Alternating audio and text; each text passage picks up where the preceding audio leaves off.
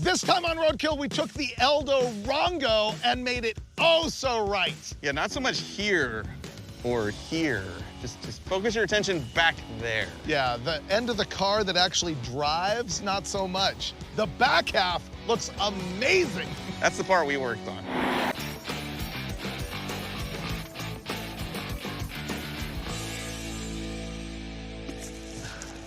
That's Buddy, official junkyard dog. Freiburger here in freezing cold Albuquerque, New Mexico. Now, you might wonder where Mike Finnegan is. He's like stuck in an airport somewhere with all the cancellations, with all the storms and everything. However, he did leave me this hunk of burnin' love. You think it's a '77 Cadillac Eldorado, but check this out. There it is, yes. This is the caddy ramp. Somebody put a 16-foot bed in the back of this thing, and the thing you gotta know is that the Eldorado is front-wheel drive, and so therefore you can whack it in half right here, install a bed, and still drive the thing. It's so convenient. I think we know Finnegan's affinity for ramp trucks. This is the caddy ramp. What we plan on doing is getting it running, and we're gonna go to one of Finnegan's drag boat races in Parker, Arizona. I think you can see how this is gonna go. All right, let me make this pile run. Oh, it's a 425, not even the 500. And Quadrajet. All right, we can make this run. I think we're gonna have to go battery, fuel, air, spark, and see if it runs. And we can play with the dog. Ready?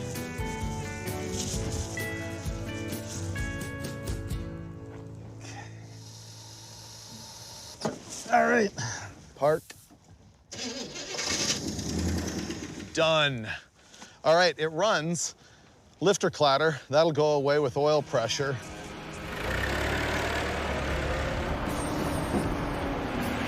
All right.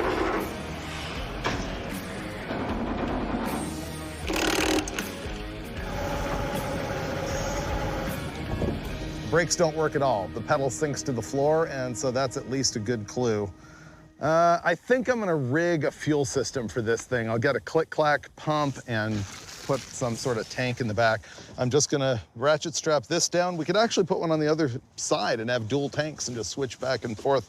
We're doing hose up and over through the hood and to the carburetor. Finnegan's gonna love this when he gets here. What I'm gonna do is just hot wire that pump back there, see if it runs and see if it'll pull fuel. I've got this pointed down at the ground. All right. We are good.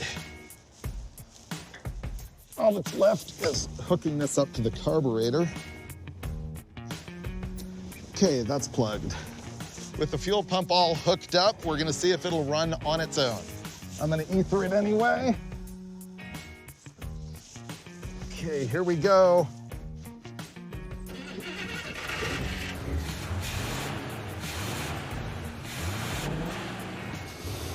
There we go. Ah, that's a relief. Now, if the brakes would work, no. Brakes go straight to the floor.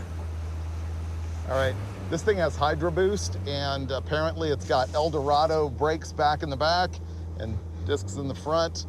We're gonna have to mess with that a lot.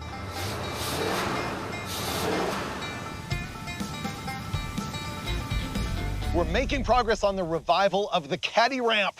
Our '77 Eldorado with the ramp on the back. I got the thing running after like rigging a fuel system on the thing, and fortunately Finnegan just showed up so that he can fix the brakes. Hi, friend. It's a thing of beauty. It's, oh, dude, it's mint. Did you bring your welding skills? Cause this thing's folding in half. Really? Yeah. It's that bad? It's pretty bad. Oh. So no brakes whatsoever, which might be a blessing, because this thing flexes like one of those articulated buses. Maybe that's for low approach angle, you know, like ease, unload, unload, load. Have a look. Oh. That whole little frame section flexes. He's coming to the realization of what we've gotten ourselves into here. Oh, wow. Yeah. So I thought if we put this on stronger and plate this right here, we can at least triangulate it. All the movement is right here. All the anything's gonna help. Yeah. We gotta fix the brakes before anything else. Did you see the exhaust? Bro speed. Yeah. That's the name of the tip is bro. Yeah. Yeah. I think the trailer's actually nice. Like if you separate everything, right? That's a nice trailer. That's a stylish automobile. Separate, these are two valuable items. Together, death. So we just need to marry them in a little bit better fashion so that we're less scared. Okay, I'll bleed the brakes. All right, ready when you are, sir. Open, Down. closed, Up. open. Down. Let me check the reservoir. Okay, still got a little air coming out. Fluid, that's good news. Closed. Up. All right, I'm gonna go to the other side. Great. We got a lot of air out. Awesome. That just means there's a leak somewhere. This is going really well. Open. Down. Woo, a lot of air. Oh, we're getting something. Oh yeah, I think we're there. I think once it fires up, it'll be good to go. We might be. Okay.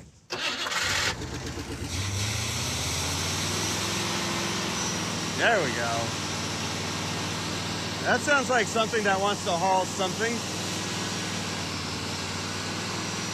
Right now, Dave is trying to bleed the hydro boost.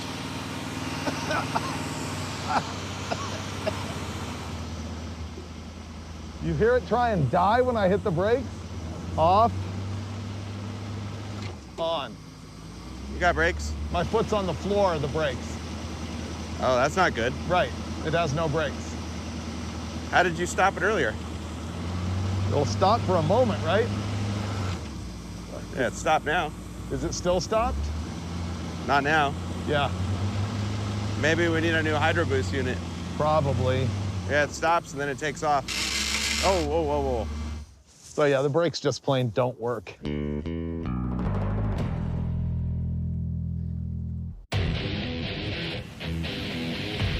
And now it's a month and a half later for reasons you don't need to know. But we're back with our Caddy Ramp, which is a Cadillac Eldorado with a flatbed on the back. Last time we were here, I made this thing run, and then we made a fuel system, and now somebody stole the gas tank off the back. Our fuel pump is still here. Just the can is missing. They left the clamp too. That was nice of them. There's no gas in that can yet. Let me start it on whatever's in the carburetor, and I'll see how the pedal feels. Oh, I forgot. You can't turn the key all the way. Yeah, the key doesn't go. Say something nice to it. Right now, the pedal goes clear to the floor, no resistance. Oh, hold on, we're losing the battery. I don't think there's any gas in this carb. Is there starter fluid in there? Right here. Don't dent the paint. This can's no good. Did I just do that? Yeah. It broke the nipple off in the can. All right, tell me when. There we go. Go ahead.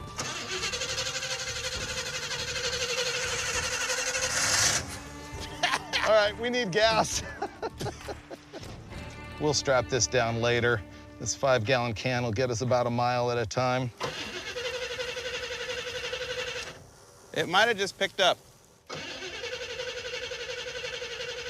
Nope. Fitting's gonna hold the choke open so it gets air.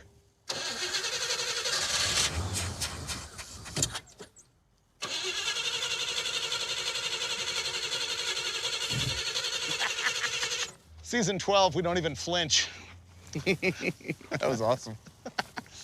What we're gonna try and do is prime the hose because the little electric fuel pump won't lift. Okay, this is now full. Turn it on. Okay, here we go. Yep. There we go. Cool. It'll totally work this time. I'm gonna hook up the pump. Okay.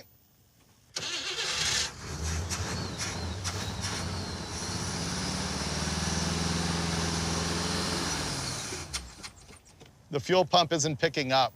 Yeah. I think when we left this car, it ran. I do remember hearing an engine make noise. I don't know. We got no fuel system. Are we making any pressure here at all? We got any flow? Ready? Ready. Yeah. Nothing. If I take this filter off, then we have no fitting in our pump. Take off the filter and let's see if we can blow through it. It's full of varnish. leads me to believe it wasn't pulling any fuel. Does it flow? It flows, and now I can see through it. Let's try again. Ready? Still no? I think we're gonna need a fuel pump. Hold on. Oh, wait. Something happened. Oh, hold on. Keep going. Ah, I got it! All right. I hit it with a screwdriver and it's fixed. Great. I'm the smartest man alive. Hook it back up. Did you see that? Now it'll totally run. Dude, start this car, bro. Connect the battery.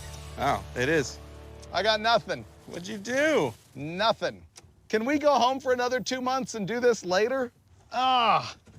Can this be the first roadkill car that burns to the ground? The key doesn't work anymore. I kill you! I kill you!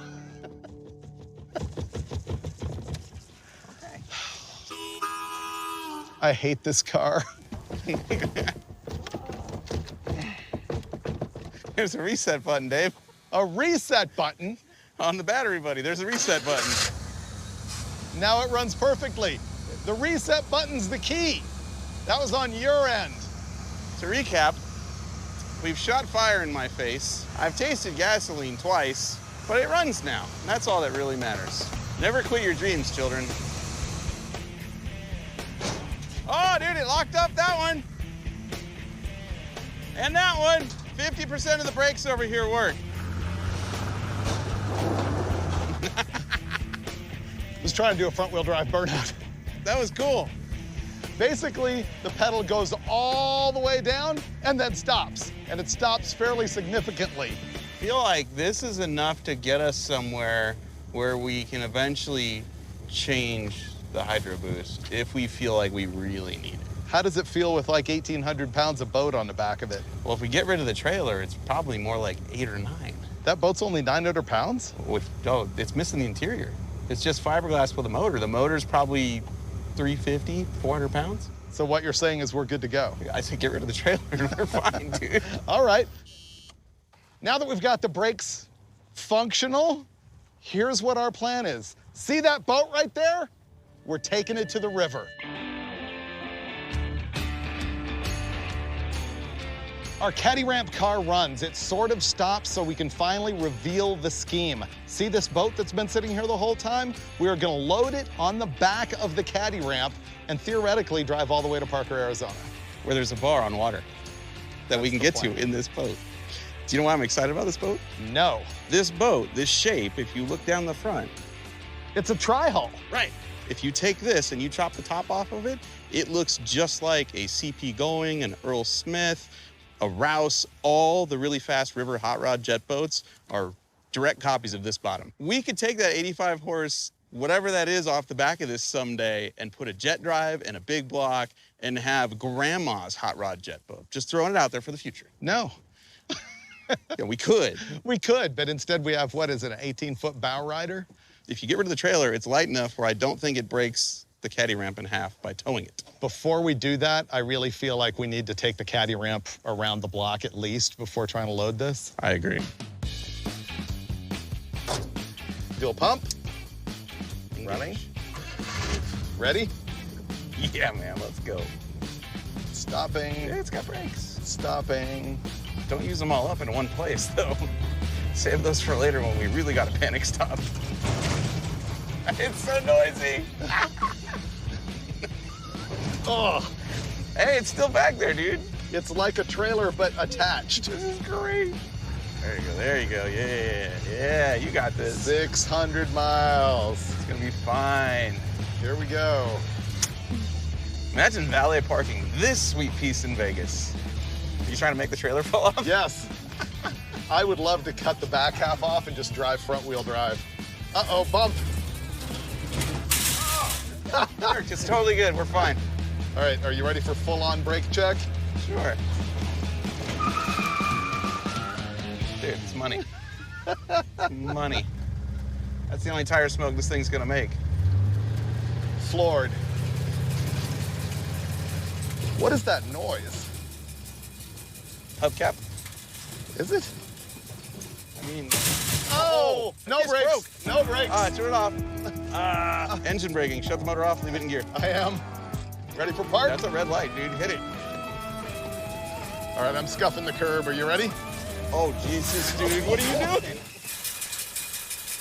You all right? Yep. Okay. Oh, Hey, it found park in the last second. That's our vehicle. Oh, that was death. I don't know, dude. This thing is as clapped as it gets. That was about the sketchiest thing that's ever happened to us.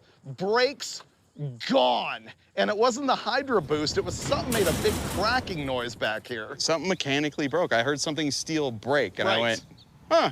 And then he's like, no brakes. None. And all I could see was red light, an intersection, and traffic, and nice work putting it against the curb. Maybe took out the brake line, or... I do not love this thing. It is so bad. Oh, I know what's wrong. Huh. Problem number one is the suspension completely collapsed, which then smashed the brake line and broke it in half. Okay. Problem number two is everything I'm seeing under here leads me to believe we're gonna die. Yes. Like, even if you fix the brakes. Uh-huh. Dude, this... Oh, wait. What? I got it. We both agree that everything from here back is bad, right? Yeah, and nothing from there forward is great either. Right. But our new boat trailer is actually pretty good. So what if we just cut it off here Oh, and do the trailer thing? and then attach our boat trailer to this, which will hold it up, and it's front wheel drive. We don't even need this. And then this takes the boat somewhere much closer and launches it. Our Cadillac broke in half, so we did have to flatbed the thing in here. But because we're in Albuquerque, New Mexico, we were able to darken the door of 10 Tenths Motorsports, which is run by Shay Seafeld from the Motor Trend show, Runs Good. Wait till you see this, it's so bad. I'm looking forward to it. Look at the overhang on the flatbed. Oh my gosh. Wow. I'm pretty sure I saw the axles were welded together laterally. We think this axle is the stock one off the Cadillac. I mean, as bad as this looks, I'm a little jealous that I didn't buy it. Watch how folded in half this is. The back tire's not even touching the ground. That's gonna hurt if it goes. Wow, that's bending the frame rails. I believe everything happens for a reason. We were destined to buy this, and it was destined to break, mere blocks away from the junkyard we got it from. And why not break here in Albuquerque, where our new friend Shay's shop is? We're gonna cut this off. Then what we're gonna do is we're gonna get another axle because Shay wants this trailer for his own, I don't know, tow business or something. We're gonna put another axle right here. We're gonna make our own frame section with a trailer hitch. Then we're gonna hook our Apollo boat trailer onto the back of this thing, and we are still going to go body of water and pretend like we made it to the Colorado River, because we're not quitting. Yep, keep it straight. All right, not bad. That's not so bad, see? Now we just jack it all the way up really high here, and if it doesn't break in half, we just sawzall it. Yeah, this is gonna be awesome. I can't wait. Just tell me when to stop, because I'll just, I'm not gonna tell you to stop. No. there we go. Wow. Look at it bend. Guys, it's out of frame of this there it GoPro. went. I think it slipped on the fender right there. Yeah, I don't think it's gonna break. It's sturdier than we thought. It's sturdy in the wrong direction. So now we're gonna try and bend it this way instead of this way, because the this way didn't break enough. Do your worst. Take two. And we're off. Ooh, this looks good. It's pushing into the cab. This is stronger than I thought it was. It's gonna be really convenient if it breaks though. Yeah, it's caving in the back firewall. Oh, now it's picking the whole thing up. This thing continues to impress me, boys. I really want to jump on it, but I know that's when it'll break and catapult me through the wall.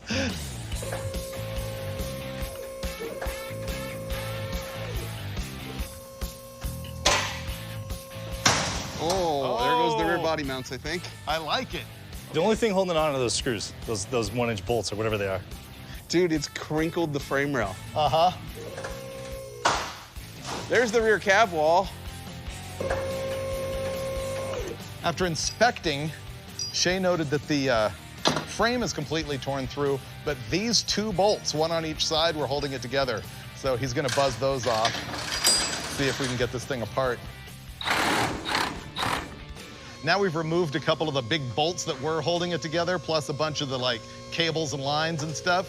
So we're hoping for more destruction. Oh, wow. What made you stop? I'm terrified. I'm genuinely terrified. Push through it. Fortune and glory. Think about it. Oh, I think that side's separated. That side did. Yeah, look at that.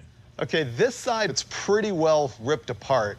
Ooh, are we to the point now where we need to lift the back? Yeah, I think we just continue doing this action and it's just gonna fall right off. We've been battling this thing for like 3 hours at this point, and we're way too lazy to do it the right way. And so we've sliced through the frame rails in the top, and we're still working on getting it to break apart.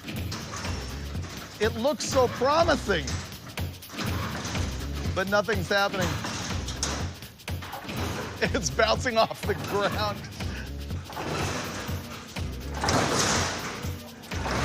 Oh my God.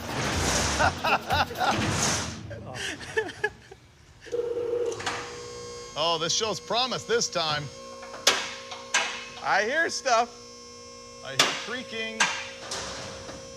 There we go. Oh yeah. There we go. Yes, it is Yep. collapsing the frame. If you're at home and you feel a strange and sudden urge to do something similar to what you're witnessing here, don't. Just watch this and go, okay, I've seen that. I don't need to do that, because this is not safe. Oh, that's a noise. Oh, it is tearing the frame in half right here. Oh, I think it's gonna fall off.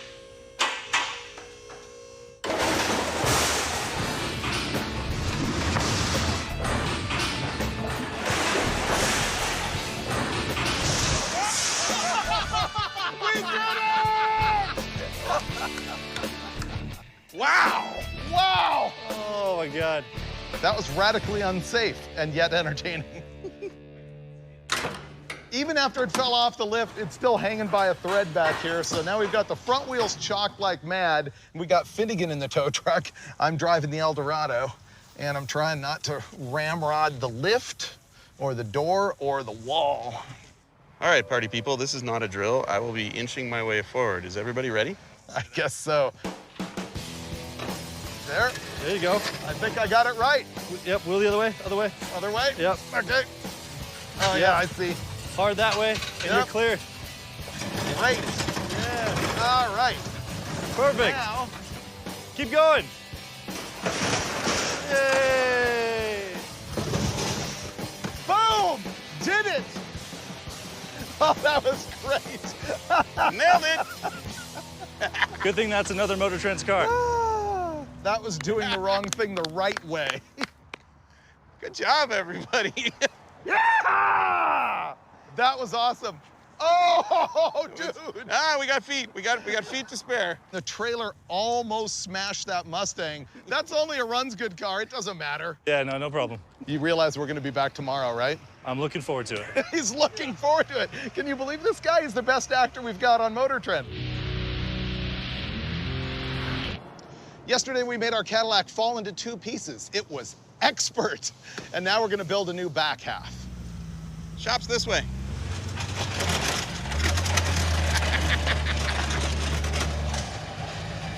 Oh my goodness. Wow. There you go. Keep it coming.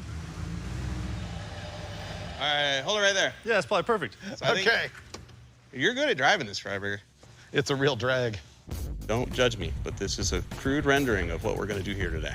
This is a cross member, which we're gonna attach to the back of our Cadillac. This is a rear frame section that's gonna step up over an axle that we got off Facebook Marketplace. There's a leaf spring that we got from a local trailer store. This is a 5-gallon bucket that may or may not be used later to mix margaritas as we drive. Who knows? But essentially, we're rebuilding the back half of our Cadillac because somebody professionally removed it yesterday. In order to attach that whole contraption that Mike described, we need to make some frame rails in the car. And we're gonna put them fairly far forward so that it's stiff, so that we don't have that big bending moment like we did with the flatbed. And what we're gonna do is add some 2x4 tubing. We're gonna lay it flat and we're gonna go pretty long. And then when we go to a vertical piece on the end like this, we're gonna be able to triangulate it and gusset it up in there. It's gonna be strong enough. My job right now is to go in there and make it all nice and flat so that we can attach it really well. And I'm also gonna have to clean up the ends of these frame rails that we absolutely mangled yesterday.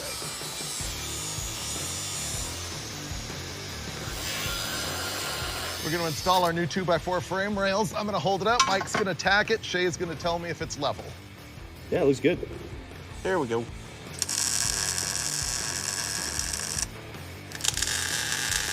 We got everything placed in here. We've got a good like 1.5 feet of attachment to the frame, so that's gonna be good.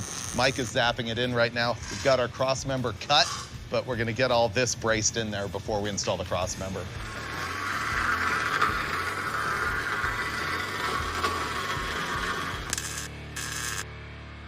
So how much do we trust these lengths of frame rail? Well, having seen what I've seen already that was on the car and clearly perfectly fine, this pretty can't good. be worse. It isn't carrying anything except for the weight of the vehicle, right? Right.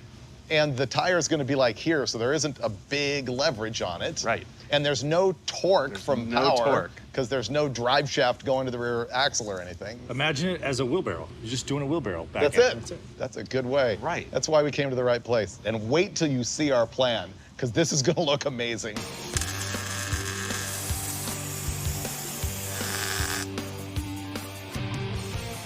All right, guys, I have the plan.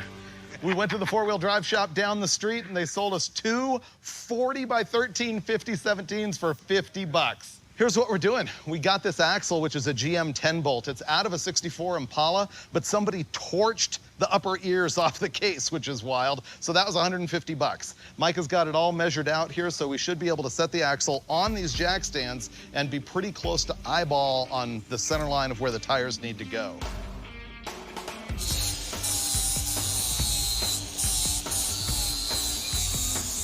Here's what we're doing for suspension. I just ran down to the local trailer supply place and I got a trailer leaf spring, one for each side. I know it looks really lightweight, but remember, this thing's hardly carrying any weight in the back at all. Most of the suspension is gonna be the side wall of that tire. This will give us a little bit of compliance, a little bit of something.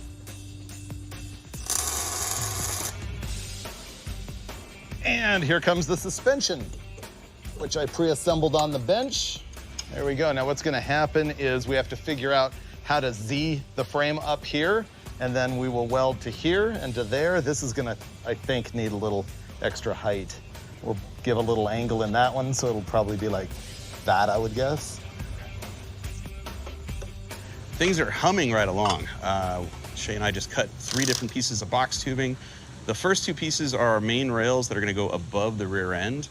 This piece, however, is gonna be our rear cross member. It's gonna connect those 2 rails together, and it's gonna include our trailer hitch. I'm gonna take this generic tubing that looks a lot like a trailer hitch, and I'm gonna sink it into this rear cross member, weld it, then weld this to our 2 main rails, take the whole thing over there, and figure out a way to connect it down to the cross member that we put under the back of the Caddy.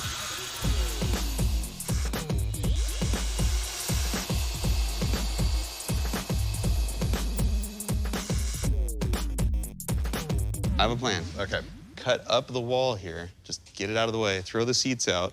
We run a bar from here into the interior, behind the front seat, right to the frame rail that's there, and then, just because, a little bar right here, just a little touch up.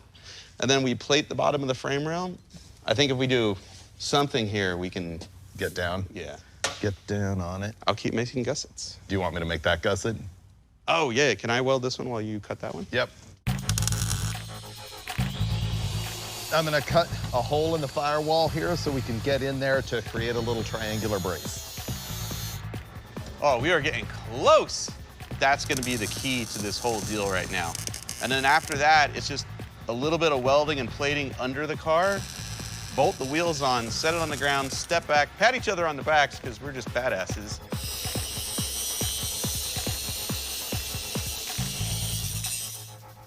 We're moving on to mechanical stuff that isn't brakes, because basically I'm standing around hoping that Shay will do that, to be honest.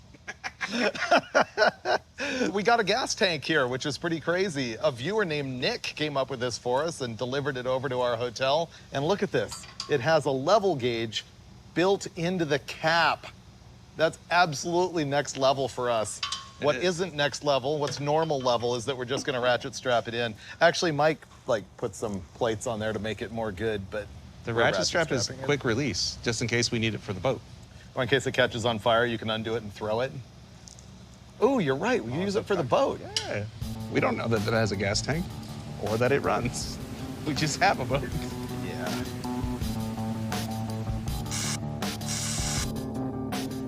So we're almost done with our rear brakes. The only thing left to do is for me to repair the existing brake line with a new flare and then make a small hard line that will go to our flex line to our rear axle.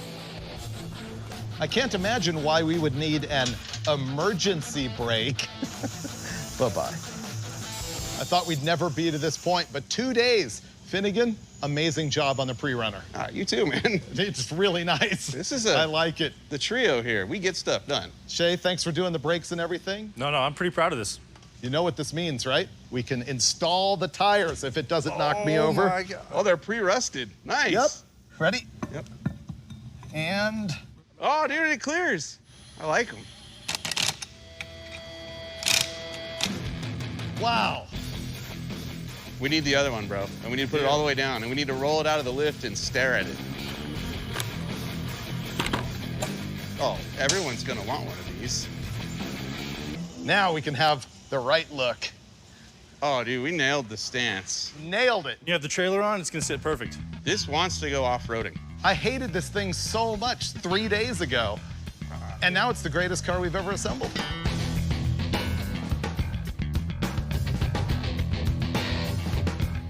And now the job we've known that we had to do since the first time we stepped on the brake pedal, which is changing the Hydro Boost unit on this thing. None of us have a lot of experience with them. We've tinkered with them. I've never changed one. And so you at home who know what you're doing will be able to ridicule us here shortly. We got Shay already taking the push rod off the pedal. We got the master cylinder loose here, and once that's off, we're gonna have a look at that Hydro Boost unit. We're inspecting these to see if they're actually the same, and all the ports seem to be, but the plate that mounts it is different. Shay and I talked about taking this half of this booster apart just so that we can see what it's doing in there, so we can decide if maybe we should move this to here. Probably not, but we're gonna try it. Here it comes. Some shafts and a fork. It's got a rocker arm in there. Yeah, it's pushing here, which is then rocker arming and pushing here. We have no idea what we're doing right now. Is that as far as it comes apart? I think that's still connected, right? Oh, there. Who knows what this is that just fell out? Yeah, we're not changing this. I think we just realized or actually confirmed beyond a shadow of a doubt that we have no idea what we're doing. We're gonna end up just putting the old one back in because we're clueless and can't find the right part at the local store. All right, let's reassemble and see if we can find that new master cylinder.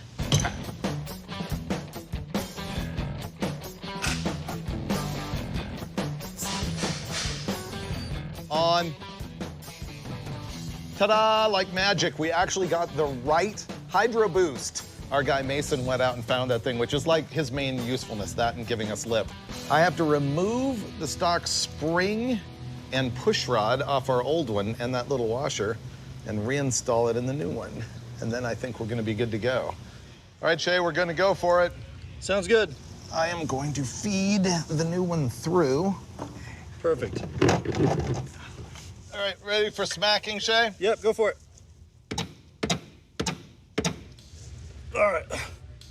I am going to install a new master cylinder to go with our new booster, and I even went the extra mile and bench bled the thing, so all the bubbles should be out of it.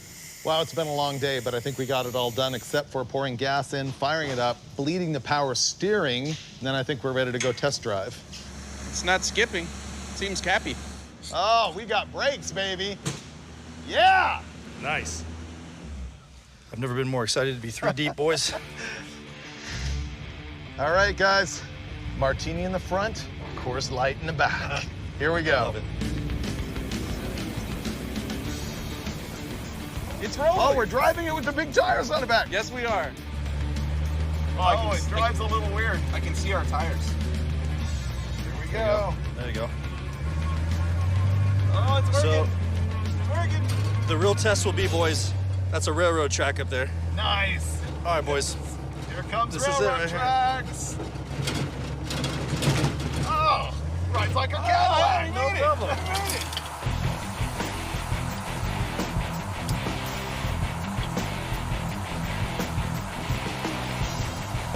She's actually got some power. Really, your standards are pretty Oh low. my God. Shay, you killed it. Thank you very much. No, I'm happy to be on. Thank you guys for even calling me. Man, this thing makes me feel like I need a cigarette. We do need to work out the exhaust problem in the morning because it's already Yeah, pretty you fumy in can here. smell it pretty bad. I don't need a cigarette anymore. These are, Oh, here comes railroad tracks. yeah, this is a pretty good side if it breaks up. The key. Oh, this is a good one. Oh my gosh. Okay. It's still connected. Puddles, hit them, puddles, ready? It's actually throwing water in through the back window. Oh, nice mist. Rooster tail? Yeah. Here comes brake check. Oh! Perfect, dude. You're dialed. Ah, big smoke screen. Tomorrow we need to do exhaust system. We need to make the driver door close. And then we have to hook up a boat, put a hitch on it, and get out of here, right? Right. I can't wait.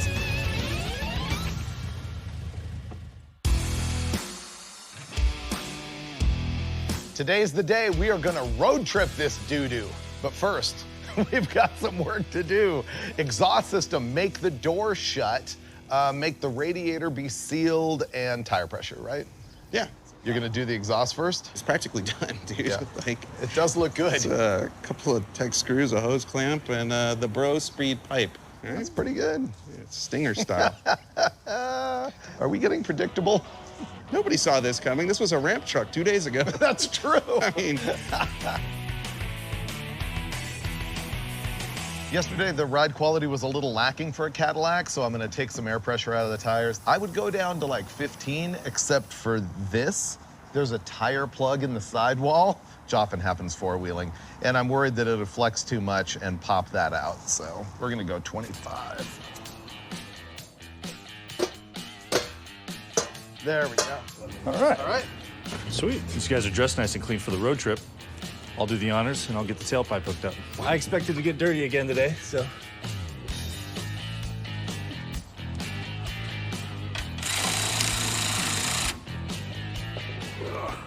Exhaust is done. Last night's test drive showed that we have a pinhole leak, so we're going to the Magic Elixir for radiators. Man, this stuff's good. Done. Here's something I'd never seen. The door doesn't close. I've seen that a lot. What I've never seen before is that the door is completely overlapping the quarter panel by like a quarter inch. Can't imagine the Cadillac didn't plan ahead for this thing being dropped off a lift or the frame bending in half. Now, I was gonna just cut this lip off, but Finnegan used his actual brain. It's like, why don't you adjust the striker so that it closes in this position? So that's what I'm gonna do. Got it. excellent. We started this episode with a plan to put a boat on that flatbed thing and get to Parker, Arizona. We're not gonna get to Parker, but we are gonna get to the boat. Yes. You ready for that? I am. Here it comes. Shay, you think you've seen bad? Bad is coming. I don't know if it can get much worse. Oh, dear God. Oh, he's coming in okay, hot. brakes are working. He's coming in hot.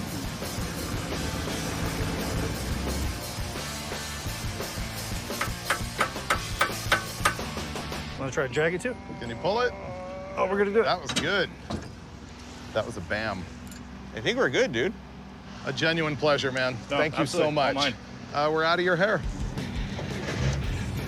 Oh, man.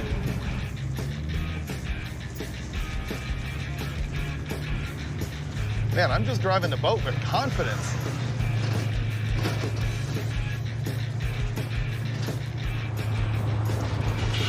You don't. Hubcap's gone. Oh well, I tried. Let's go boating. We're gonna hit the highway. We've got a half-mile road test. We've already made it further than we made it before when this had a ramp bed on it. Yep. If it was gonna break, bro, it would have already happened. We've already run over railroad tracks. Ah, this is so much better than 3 days ago when I hated this.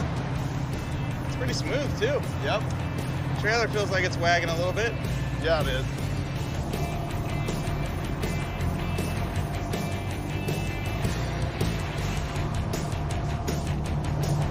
I believe the engine's fixed itself. K-Seal. Yep. 27 miles. We can do it! We're gonna make it. Now I smell more coolant than exhaust, so that's good. If this body of water we're going to now doesn't have a bar, Yeah. in my mind, eventually we need to go to the other bar we were trying to go to. Okay, what does that mean? that say overheating? We got a buzzer going on that says engine high temperature. How does it know how hot it is if there's no water in the engine anymore? There must be. Think there's gonna be an exit? Yeah, in Vegas, 102 miles from now. I'm counting on Cadillac quality for this thing to not blow up. It's all going to hell. Uh-oh, it's slowing down. Uh-oh, it's floored. It's floored? Uh-huh, Oh God, we're about to melt this motor down. yep. Ah, I hate that. Come on, car. I think there's an exit up there. Perfect. Right by the no Really? parking sign. Yeah. We're not parking, we're exploding. That's right, there's a difference. Ah, there we go. We live. Should I see if it'll crank? Sure. Ooh, Oh. that is not good. We done seized her up, bro. We were cruising on the highway and it started to steam, but I was counting on the KCL to fix it, and then it didn't. We cruised 25 miles or so, and there was no exit on the highway, so we had to keep going, and we fragged this thing. All right, let's see what we got. Oh, the KCL worked. This leak is bone dry. Wow. Most of the steam and smoke that you see is actually pouring out of the intake manifold. It's like it's burning all of the oil and stuff Dude, off. that's the blow-by coming out of here. Oh, is it? Look at that. I never liked the motor. It wasn't fast. I loved the car. Yeah. Oh my God. Oh, Oh, it's knocking, dude. It's knocking bad. Oh, and you got blue death smoke coming out of the exhaust. Oh, oh, oh. Oh, dude, it's knocking bad. it's wide open too. That's wide open? Yeah. Oh my God. All right. Well, that was fun. I know you may not believe this, but I absolutely hate blowing up engines for no reason. I guess it's the risk you take by doing socially unacceptable things with clapped out garbage that you bought sight unseen. But here's my spin. If your project is not garbage, you'll be unwilling to take big risks like adding 40s to the back of your Eldorado ramp truck and turning it into an instant legend. Now that this thing is roadkill ridiculous, it motivates us to maybe install a blown big block and convert it to rear-wheel drive. It's an operating plan anyway. Meanwhile, Shay, enjoy your new yard art. Everyone else, we'll see you next time for more automotive chaos on Roadkill.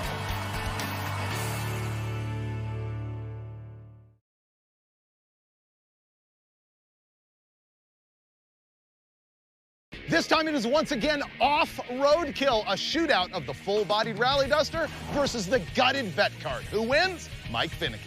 That's what winning looks like. Looking good.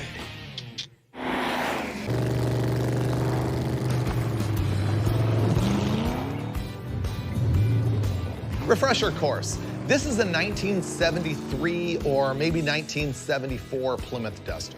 We got our hands on it in the episode where Mike and I drove that really cool clapped out 65 D100 truck all the way to Chris Birdsong's. I saw it in the driveway. I said, how much? I think he said 700 bucks. I said, it's ours. And after that, we really wanted to go to a rally school that wasn't Dirtfish, which is our norm.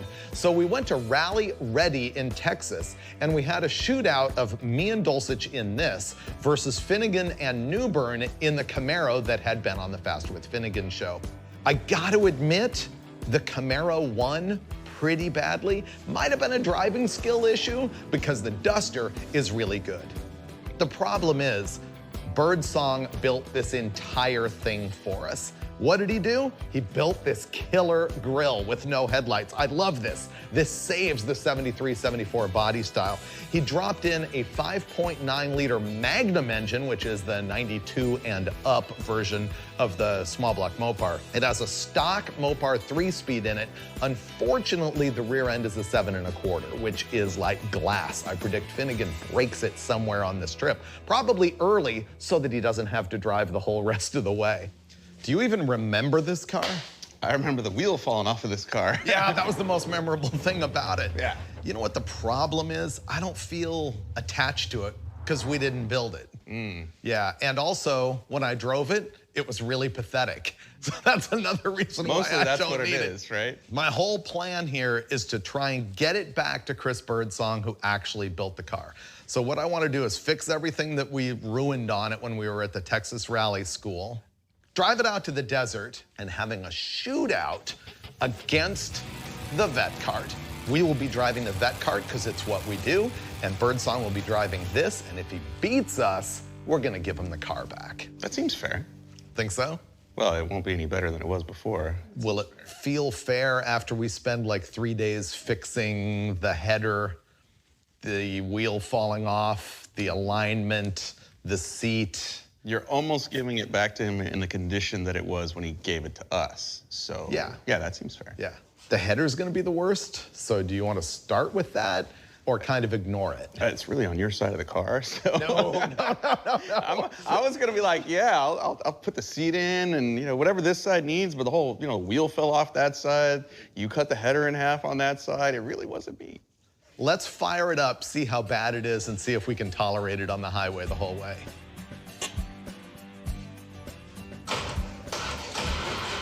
It's not. Should we check fluids? Oh, it's got hinges. Oh, wow. Oh, there's a little all the way at the bottom. Hey, there's an electric pump. Oh. No wonder why it's not working. Oh, yeah. You gotta turn that on. Okay, let me do that. Okay, this one. There we go. Oh. That's loud. Loud. Still too cold. It's not so loud when it bogs, though. All right, it runs. We're gonna bypass the header because we're super lazy. Let me make a list of what we need to do. List, rally duster, header, I guess we can do that. fixed. Let's see, we need to raise the suspension. We need wheels and tires, passenger seat, remove fuel system or fuel hose. You bought 2 new headers. Yeah, if we finished that. Seatbelts? Ah, seatbelts. Where do you want to start? Lunch? There's this pipe that runs right through the middle of the car, and it looks like roll cage, and it has the battery cable attached to it. So I'm gonna cut all these zip ties off and then hack the bar out. Fixed. That pipe is designed to run the fuel line all the way through it. What I'm gonna do is put a bolt in this end and then pull the fuel line all the way out the other end. All right, go for it. All right. Hey, we made it. Look at that. Now we can cut the pipe out.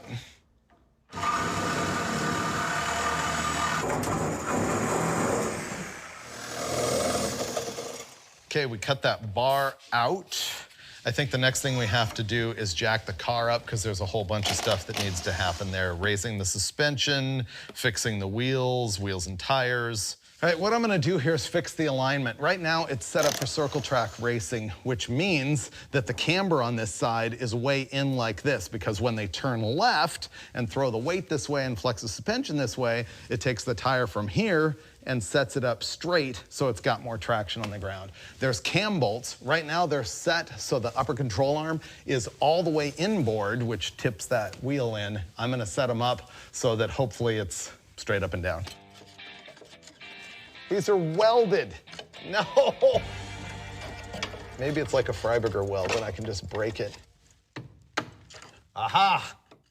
Aha. Broke right off. Perfect. The torsion bars are like the spring for the front suspension of these Mopars. It's not a coil spring or anything, and you preload them, and that preload raises or lowers the car. Okay, here we go. Okay, that's all the way. I gotta put the wheels back on.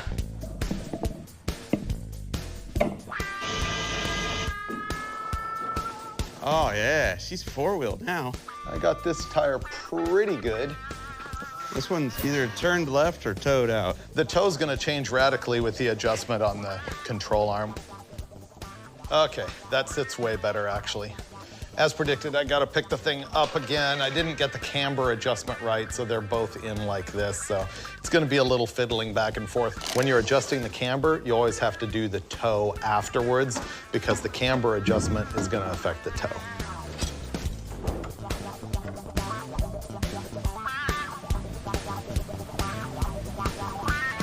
Now what do we got? Ooh, this one looks mint. They're both towed in. Yeah. They both got negative camber. It's a race car. It is. Oh, look at all that success. There is a battery bracket on the passenger floor, so I'm gonna go under here and scrape all the mud off because we think it's held on with nuts and bolts.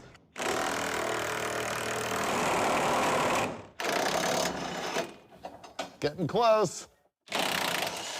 Off. That can't hurt us anymore. Here we go. We're going to the desert, so I got beefy tires for this thing. The rears are way better than the fronts, but they're all that I could get that would fit. Let's see, this is a Yokohama Geolander AT, and it's a 205 70/15. And it won't even go over the hub. This is the wrong wheel. That looks like small bolt pattern. We're going to the desert. So I got the total wrong wheel for the front. See, this thing has large bolt pattern Mopar on the front, small bolt pattern on the back, and I completely screwed it up because I got the big bolt pattern on the back and the small on the front. This, by the way, is my rear tire that will eventually fit. Let's see. Okay, that fits.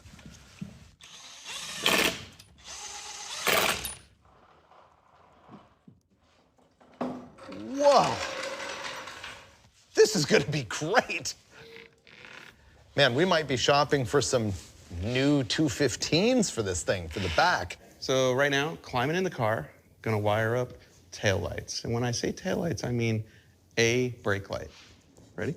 Uh-huh. Aha! All right, we're set. All we have to do is magnet these to the trunk and we're done. And no smoke.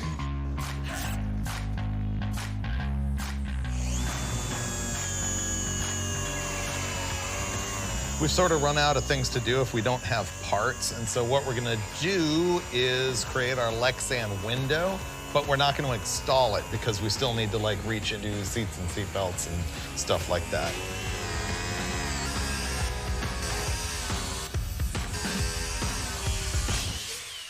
I think last thing for the night, I'm gonna finish up this fuel line here, and then we'll be good to go for tomorrow. Done. Let's get out of here. Another one. Look at that. Look how protective first day was. Look at that. It really was. That's better than our average. Tomorrow we've got wheels and tires, the seat and belts, and put the window in. Oh, and the header. We both said it at the same time. I think that means we have to do it.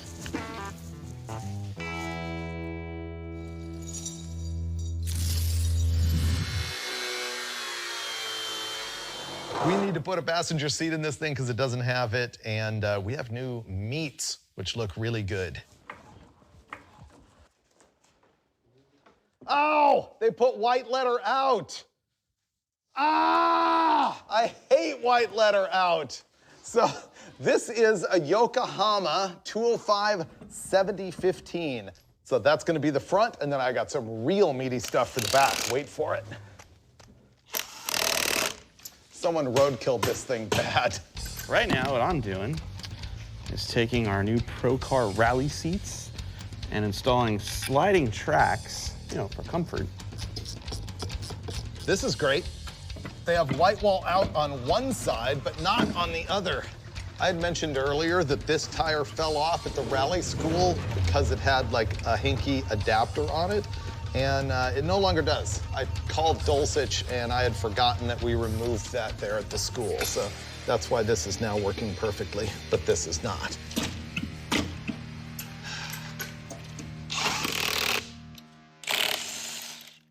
Here we go, rear tires. You remember this aggressive tire right here that we put on at the rally school? It's nice and meaty. It's a 27 by 9 50/15. The problem with it is it's actually a side-by-side tire, and I don't trust it on the highway, and it's too small. So what we're going to do is install this BFG mud terrain. Now, the advantage of this wheel and tire is that it's way heavier and more guaranteed to break the Weenie 7 1/4 rear axle. It's also much taller. This is a 215 75/15, and I got it on these new wheels, and they have a 5-on-4-inch bolt pattern, so you can bolt them onto a Mopar A body, which typically came from the factory with that small 5-on-4-inch pattern. Let's see. There we go. Will it fit? Yes. All right, done. Here we go. Seat install. 2 pieces, 2 parts. Sliders bolted to the seat, adapter laid gently on the floor. Then I'm gonna bolt the 2 pieces together to the floor and hope that when I pull the lever, this seat just glides to where it wants to be.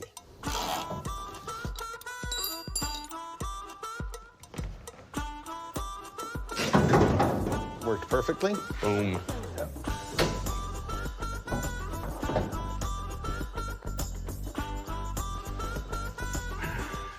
How's it feel? Head really too close to the roof? It's a little towel. Yep. That's unfortunate. Yeah. We test fit the seat and I put your head right up against the roof, and so I'm gonna drop this bracket to lower it, and Finnegan's putting the seat belts in.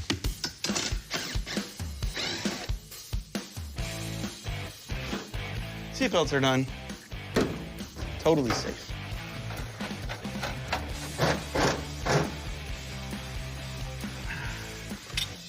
Boom. Sign of quality right here. Ready? Safety. Let's go. The thing about this windshield that I didn't notice before is that I don't think it's Lexan. It might actually be plexiglass. Nearing the end. You want the good news or the bad news? What?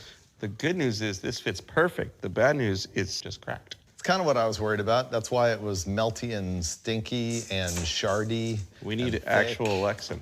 Yeah. But the really good news is now we have a really good template.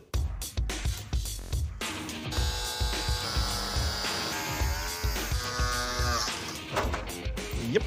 Okay, perfect. Look, brand new windshield. This one not only fits, it doesn't shatter because this is polycarbonate, not acrylic. So we'll just get this all buttoned up and then pretty much we're ready to road test tomorrow. Happy morning. We've got everything done, including ignoring the header being open, and it's super loud. So we got earplugs in. We're gonna go take a test drive, see if we can live with it. Oh, we also got the communications headphones out of his off-road truck. So hopefully we'll be able to talk to each other. Do you got comms? I gotta turn the car on, I think, first. I can hear you. Oh, I heard you. Ignition.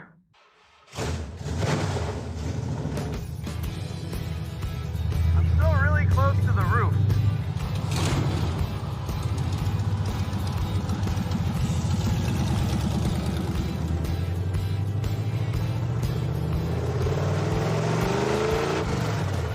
It's loud, it's kind of fuming. Yeah, covering the floor of the firewall might be a good idea. Yeah. Oh wow, it spun the tires. Or one tire. Better than breaking the rear end. That's why I cut off it. All right, so did we decide to go tape up the floor and the firewall and hit the road? I feel like that's a solid plan. Okay. A lot of effort on our part. Half a mile, U-turn, it's gonna be on your left.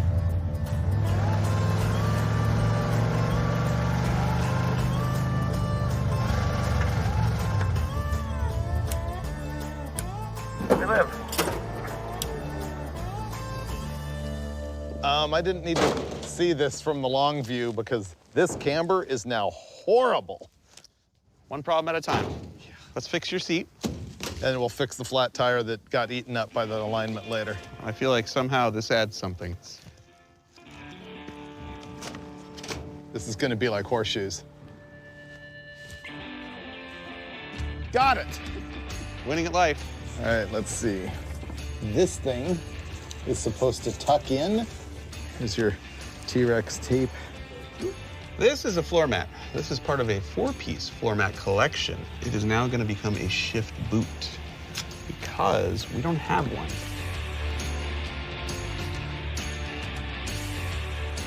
I got my seat cover, I got my pad. Hopefully it keeps me from sinking in. I also have the roll of paper towels, which by the way, is an infinitely adjustable lumbar support. So I'll try that out on the road.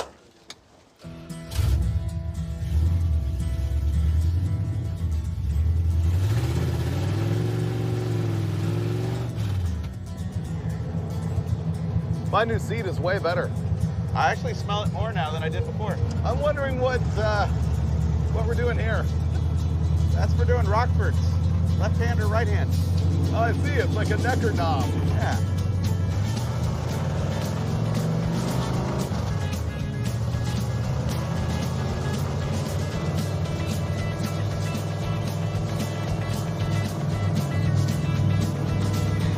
You're breathing pretty good. Could be worse. Race car. Oh, yeah. I learned to drive a stick in a 318-71 Duster with this same type of 3-speed transmission. Oh, we're full circle now. I learned in a 4-speed 76 Camaro. Your first car? Yeah. And that's 27 miles in city traffic. All right, your turn? 'Cause Sure. the seat's killing me. You look like you're in pain. This drives like it has zero caster or maybe even leaning forward. Like the off-road truck, just Yeah, a lot of this. kinda. Okay. Yeah, it just, like going over bumps, it wants to kind of do this, do that. Other than that, it's all right. I'm in. Okay. We're trying to make it all the way up to the desert tonight, and so we probably have another 60 miles to go.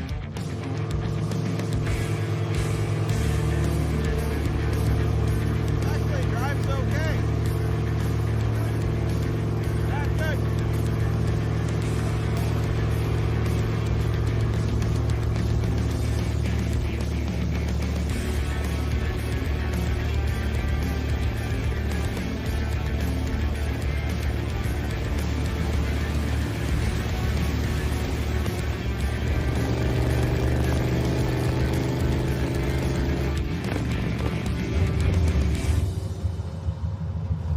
Oh, wow.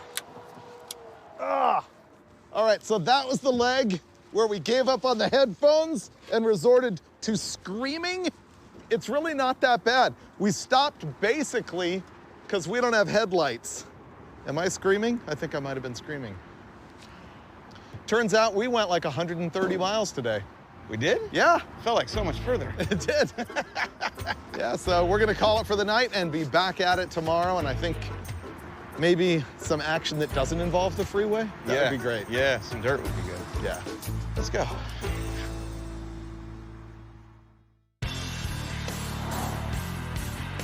Good morning from 38 degrees. We made it here to lovely Lancaster, California last night in the Duster. Here's information I gleaned last night.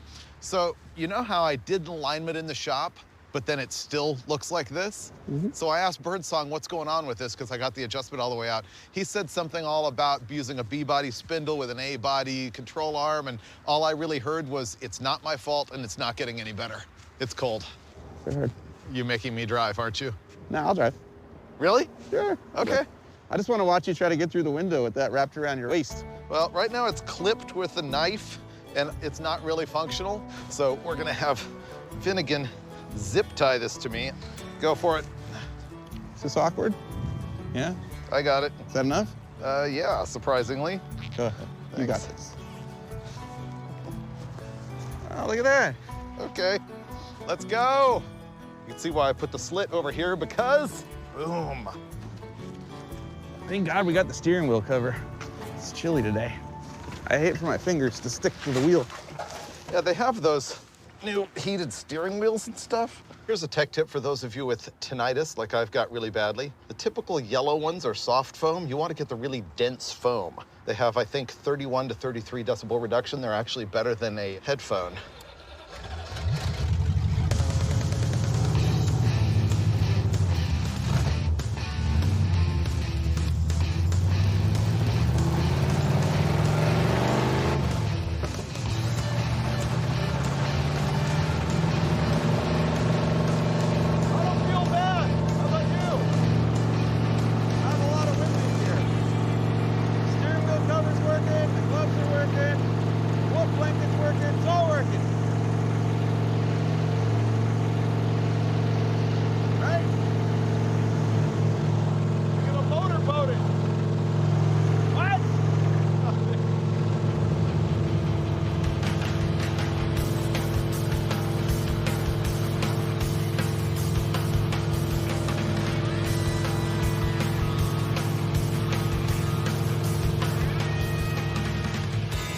We made it here to Jawbone Canyon, which is like north whatever of Mojave, California. It's an off-road vehicle recreation area.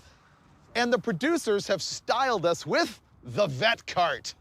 Sitting here, just waiting for me to drive it because I've never driven this thing ever since you guys turned it into an off-road vehicle. Oh, don't think of it just as an off-road vehicle. This, my friends, is the Swiss Army knife of hot rod vehicles. On-road, off-road, dirt, sand, probably even water, I don't know. That's how good this thing is. It was originally a 1984 Chevrolet Corvette, that's right, a C4, and we completely cut it up and turned it into like a man cart. Basically stripped all the body off this thing, and we had a lot of fun with it. Right up until the point we tried to drive it on 2 wheels, flipped it on its roof, and it was pretty well trashed at that point.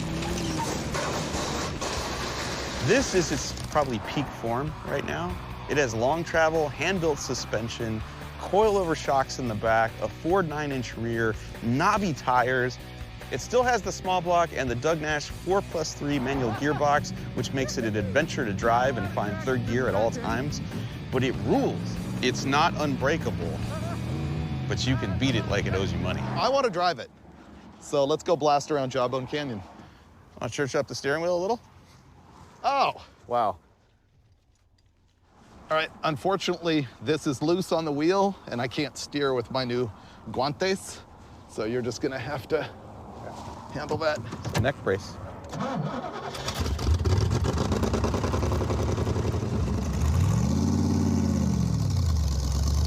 And we're off.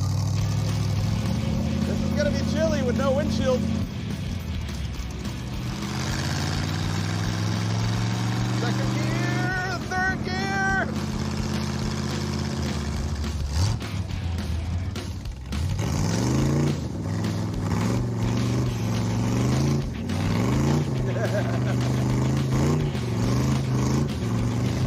It rides so much better than before.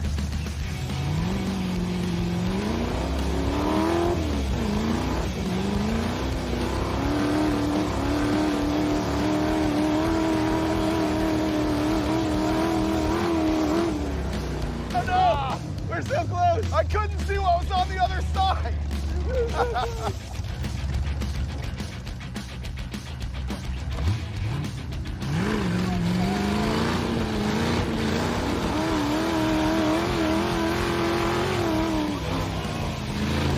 Uh-oh! We don't want to do that. That would be bad. Uh-oh. Oh, you have the keys. They fell on the ground, didn't they? It fell somewhere. Hopefully not down the hole for the shifter.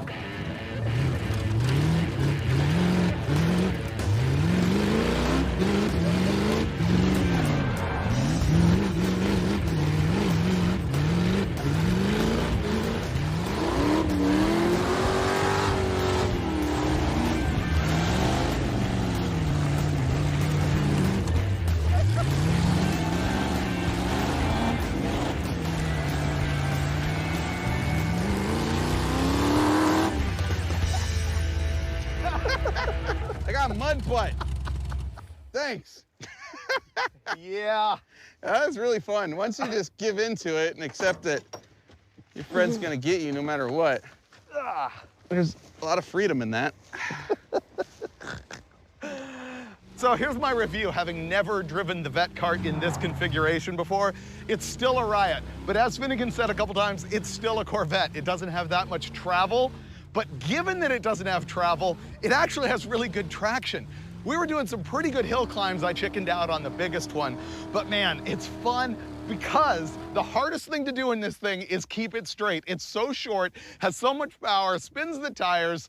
They put a steering slowing thing on it, but still, you're just chasing it the whole time you're on it. I'm gonna regret it the rest of the day, but it was fun. So, question for you. I know you wanted to go to a mine. Yeah. Wouldn't you rather fix the shifter? Well, since we only have a gear and a half. Well, there's a portion of the key. it has half the key. Okay, hold on. Don't drop it. Oh, it's like operation. You got it. Look at that. Now you can start the car again. Yeah, as an added bonus, we now have the key. You put that half on a necklace, I'll put this half on a necklace. Bonded forever, rest of our lives. There you go. Let's see if we have gears now. Try it. Oh! Fixed. Fixed. I guess we're going to a mine. All right, now we're gonna go drive over to this really cool pumice mine that I've been to before. I think Finnegan's really gonna like it. It's very different looking. Well, I was super happy to have a shot at the vet cart on dirt. Now I'm gonna have to drive it on the highway while Finnegan's in the duster. And I'm not that sure I'm super thrilled about this part. It's gonna be cold.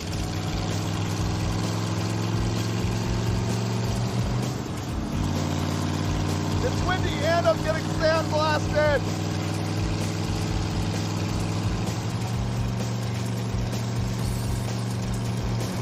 I'm freezing, but I'm getting dry. Oh, just got hit by a rock.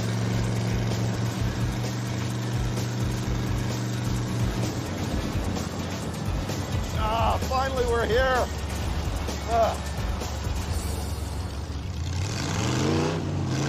This car's just too fun.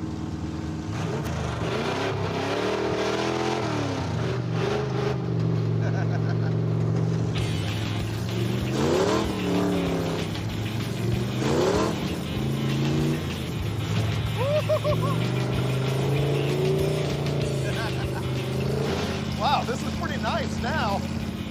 All of a sudden, for some reason, it's warmer. I like driving this car off-road a lot. We're skating through the dirt. Having so much fun in this thing right now. I love driving muscle cars on dirt. Woohoo! Oh! Oh, whoopsie-doos, whoopsie-doos.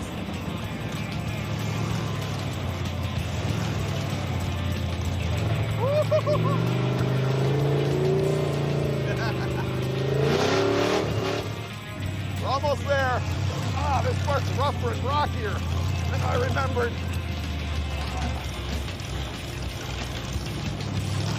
There it is. This is going to be a pumice mine. Let you see the inside of it. It is all pure white. It is crazy.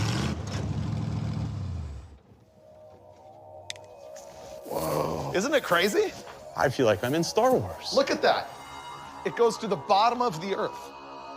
All the way. I think that goes to the 10th level of hell. Isn't it neat? It's pumice. Isn't it wild? And there's just all these side vents and tunnels and...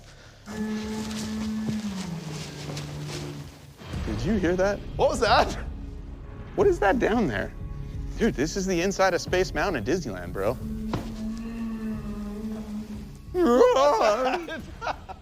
We made it here. I brought Finnegan for his very first time to the Dutch cleanser mine. This is a pumice mine. It's all white, it's crazy. This is public land. You can come here, but you will die.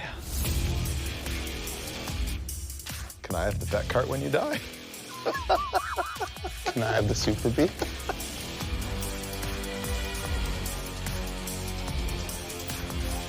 That was super cool, right? Finnegan already escaped to the warmth. That's right. I'm gonna freeze to death and get in the vet cart, and we're gonna head off into the desert darkness and come back tomorrow for the really big show. We've had some fun four-wheeling on these things. Don't break it on the way out, okay? Today was amazing, but no promises.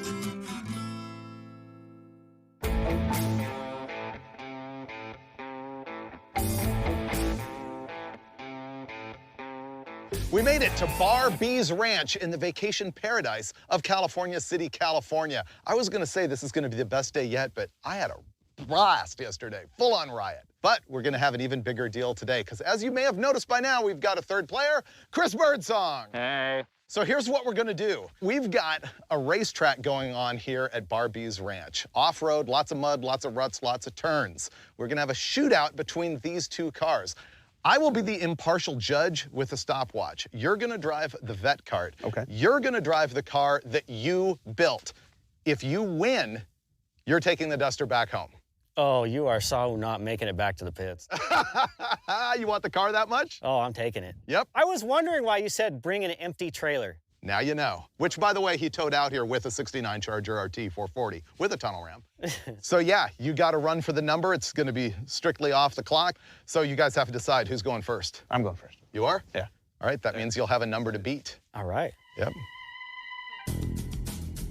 So this is actually a pretty good surprise for me. All I was told was to show up with an empty trailer and a helmet.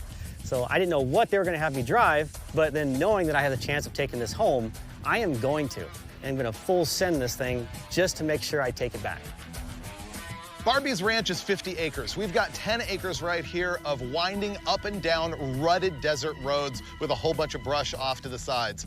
Not only that, but there's mud in a whole bunch of corners, and the concern there is gonna be you're gonna come into the corner hot with the wheel turned, and you are gonna plow straight off the edge. And what's about to happen is that Finnegan is gonna tear up the course bad because he's going first, and the Duster with Birdsong's going second. Are you ready to go? Got it. Right now, he's theoretically on a warm-up lap just to sort of learn the track, figure out what he wants to do. I did start timing it just in case it's his best lap, as happens sometimes. Oh, it's a little tail happy now. This is so fun.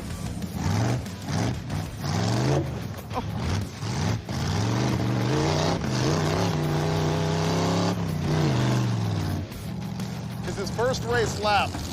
Boom.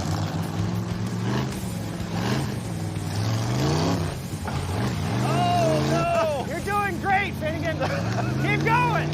Oh, no. Oh, I just blew my whole lap. Okay, so this lap is junk. You think he's got a massive advantage, but I think the Duster is actually good for this. The one tire fire might come in handy in not looping it. It could be.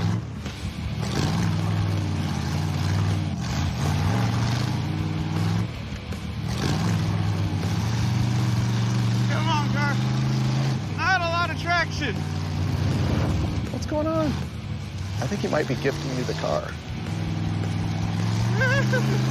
Come on, car. Keep it together. Oh, no. I cannot see at all. He doesn't have a helmet with tear-offs. I wonder if he can even see. Oh, you think that's the problem? It could be. Maybe he was wiping it. Okay, got through the mud pit that time, which is nice.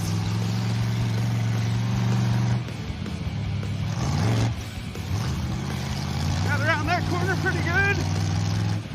You know what's interesting in that last one was 1 minute 56.18. It was 6 seconds slower. It doesn't seem like it's getting better from here, does it? No. Oh no, oh no. Off the track. Oh God, that's not good. That was not a good corner at all. That corner is messy, and it's just gonna keep getting worse. Oh no. Oh my God.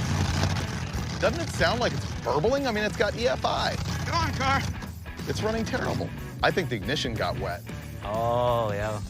Yeah, because he's really not sending it, or like even the RPM's not going anywhere. Come on, car.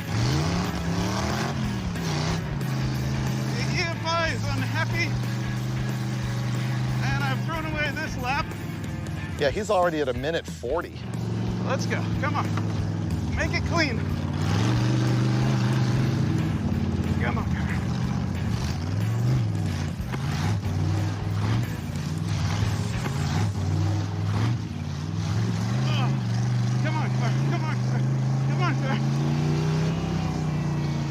Okay, that was his best lap, 1 minute 48.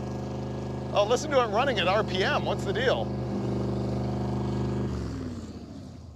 So Finnegan did run 5 laps. His best one was 1 minute, 48.22 seconds. What happened the whole time that it ran really poorly? I accidentally hit the battery cutoff, which doesn't actually shut the whole thing off, but I think it was unhappy with that because I think that's on the ground side. Oh, and so it kept running on the alternator, but with not enough voltage to make the EFI happy. Yeah, it did not want to rev, which is fine, because to be honest, it's so slippery out there that, you know, more power wasn't going to help me. Well, that wasn't as glorious as the vet cart action from yesterday, but I guess Finn had fun. That's all that matters, other than the fact that we might still lose the Duster to Birdsong. You ready to run? I'll make up the difference. Okay, may the furry be with you. Here. You were 148.22. Okay. And on your practice lap, you were 150 flat.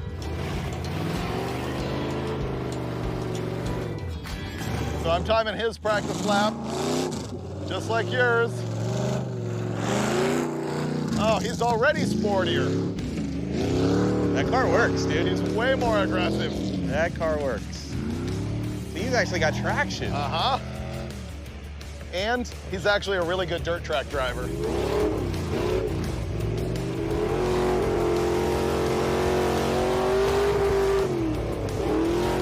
Not his valve springs. Does not care. Does not care.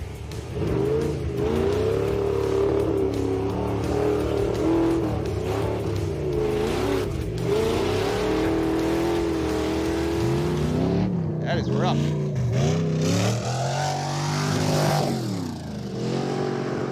Interestingly, that was only 156.9. Actually slower than Finnegan's warm-up lap.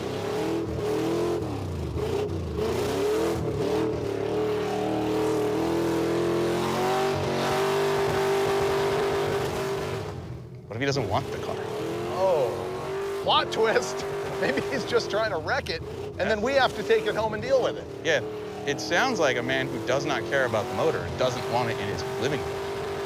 What if he's overdriving it for show, as he is prone to do? Maybe he's just leaving it in first the whole time so it blows up and we have to take it home. Because a DNF is a loss. Unless we change the rules right here, right now. Which we can do. Yes. He's not here. DNF equals first? Yeah, okay. Got it.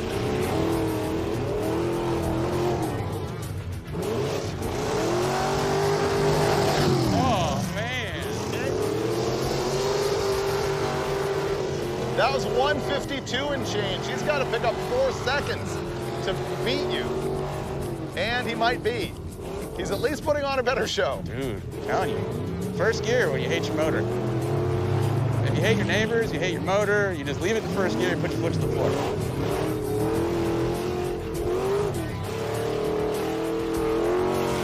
It is slowing down. You lose. You keep the car. I'm keeping the engine. Oh, okay. And he has to remove it for me. Okay, that's fair.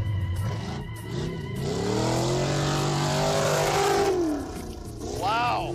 That was 0.3 of a second slower than his last lap. It was another 152. So he's run 156.9, 152.45, 152.75. Okay, you lose, remove the motor, hand deliver it to David. Right. You keep the car. That's it. That seems fair. I like this.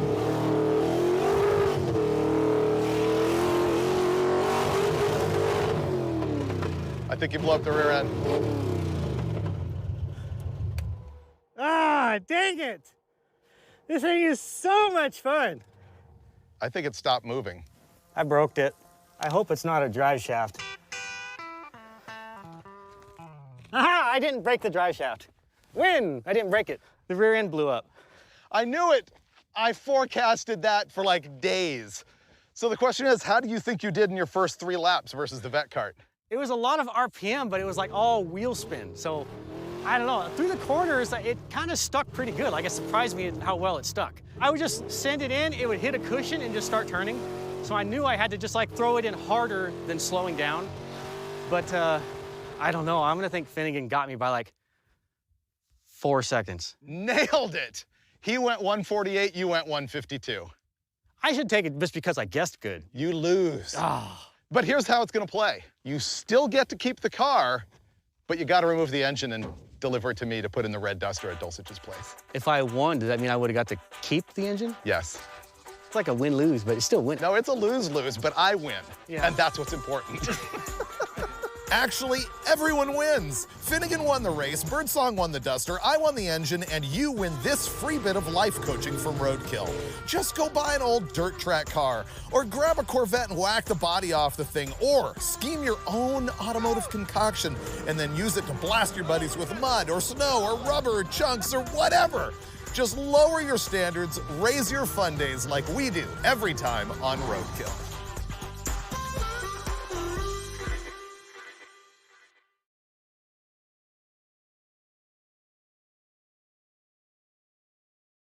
Soft moonlight on your skin. Can't believe we're here again. Fingers trace the past we had. Holding on, but time won't last. Every whisper, every touch still feels like it's not enough. If this is goodbye, don't let go. Let's make it burn before we fold. Give me one last night, one last dance, one more kiss, one more chance. Let me love you like before, like tomorrow won't come anymore. One last night, hold me tight, let's get lost in neon lights. No regrets, no goodbyes, just you and me till sunrise.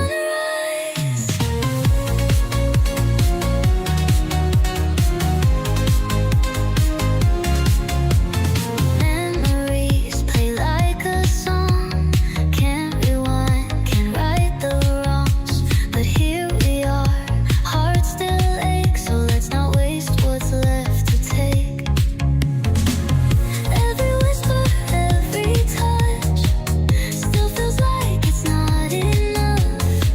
If this is goodbye, don't let go. Let's make it burn before we fold. Give me one last night, one last dance, one more kiss, one more chance. Let me love you like before, like tomorrow won't come anymore. One last night, hold me tight, let's get lost in neon lights. No regrets, no goodbyes, just you and me till sunrise.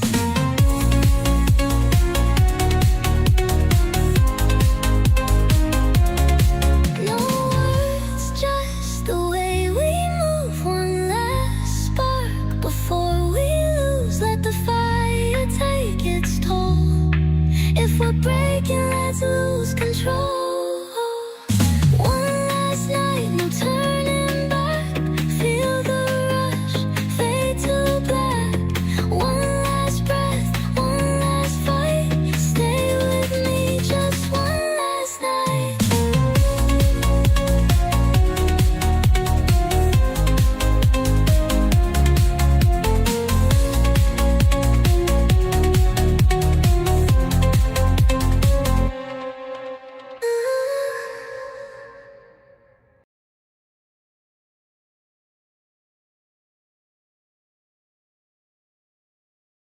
This time on Roadkill, this truck nearly killed us, but we overcame. Less than our F-250. And man, it is clapped out. Oh, it's junk. But we rescued it. Fixed.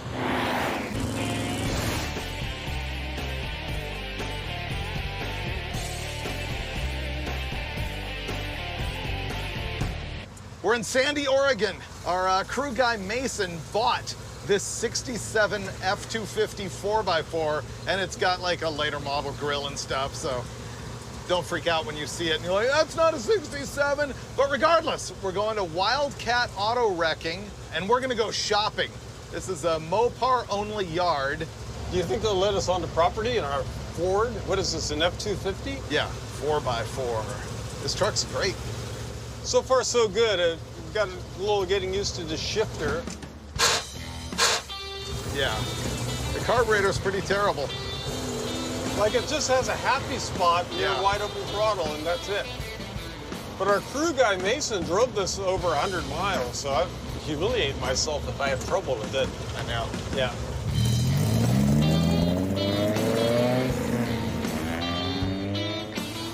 Being out here in the Pacific Northwest, driving an F-250 from the late 60s, long bed, 4x4 on skinny tires, it's just something feels right about it to me. 100%. Really? Yeah. We could just drive this home and fix it for Mason, since he obviously would not be able to solve this carburetor on his own. No. I'm starting to fall in love with the F-250. I'm seriously considering driving it home now. It would be a joyous drive. And that's not very good. It surges. And pops.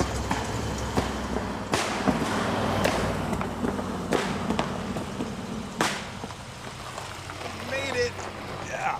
I love the truck, but man, it runs like doo-doo. It does. The Wildcat Auto Wrecking in Sandy, Oregon. It's a Mopar-only yard, and they have everything, including the wiring harness that we removed from the General Mayhem. So why are we here? Let's just review. A very recent episode of Roadkill Garage had me and Dulcich going to Yakima, Washington to pick up my Wagoneer. And on the road home with the Wagoneer, we stopped by another wrecking yard where Dulcich impulsively bought a 1964 Cadillac DeVille. The DeVille, as you know, is the convertible model. And we weren't able to resist the Cadillac, so we began to motor that thing home. But then we left it right here at Wildcat Auto Wrecking. So on this episode of Roadkill, we had planned to bring the Cadillac all the way home. But then Mason, our crew guy, bought that 67 F-250. And Dulcich and I drove it over here and just fell in love with the thing. So what's gonna happen is Dulcich and I are gonna drive that F-250, hopefully fix it up for Mason along the way. Probably not. And then he is gonna drive the Cadillac. And what this means is that we have twice the chances at failure, but look at it this way. It's also double the chance that at least one of them is gonna make it all the way back to Steve's house. So that's the plan. We're gonna surf around here at the wrecking yard just for a little bit because we can, and then we're gonna hit the road. We can't rescue our crew member from this truck, but we may be able to rescue the truck from our crew member. That's a good point. Yeah. You know what I like about this one? No. Is the key all the way over here. Just like a CUDA. Yeah. Well, the CUDA's on the tail panel. This is on the trunk. If you were a collector of police vehicles, it's pure gold. Oh, there's a bunch of C-bodies over here. Wow, look at that Challenger. This is factory pink. I'm really bad at years on I think it's probably a 58, I would guess. Yeah, I'm not good at that, but I know it's pink. Man, we had a great time walking around Wildcat Auto. We didn't see anything that we wanted to rescue this time. Nothing that was anywhere near running and driving. So I guess we're gonna take off and cross your fingers. We'll see how far we make it. Be prepared, it's not gonna start. I know. Woo!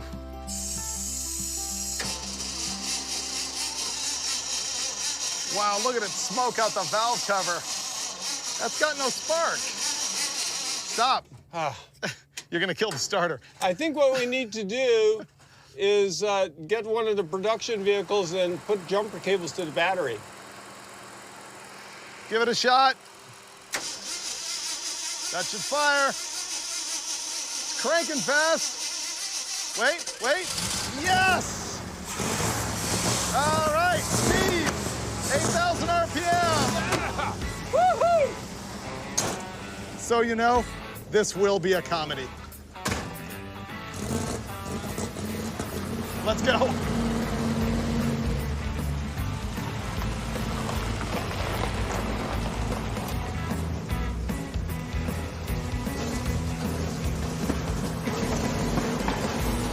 So what are your bets, Steve? Are these both gonna make it all the way to your place? Oh, 100%. Which one are we gonna work on more? This truck? Yeah. I think Cadillac's pretty much turnkey as long as we keep oil in it. Yeah. So here's what this truck is. So let's hear it. It's a 1967 F-250. It's got later model, like, front clip on it, grill and fenders, and a different bed. It's a Ford FE engine, FE meaning Ford Edsel. It's a 352, we presume, and it's an NP 435 4-speed transmission with granny low, and I think it's a 205 transfer case, but I have not looked at it to confirm. What rear end do they use in these? This should have a Dana 60 and a Dana 44. Oh, okay. And it's a divorce transfer case, I presume? Yeah. It does kind of fit the country here. I love it.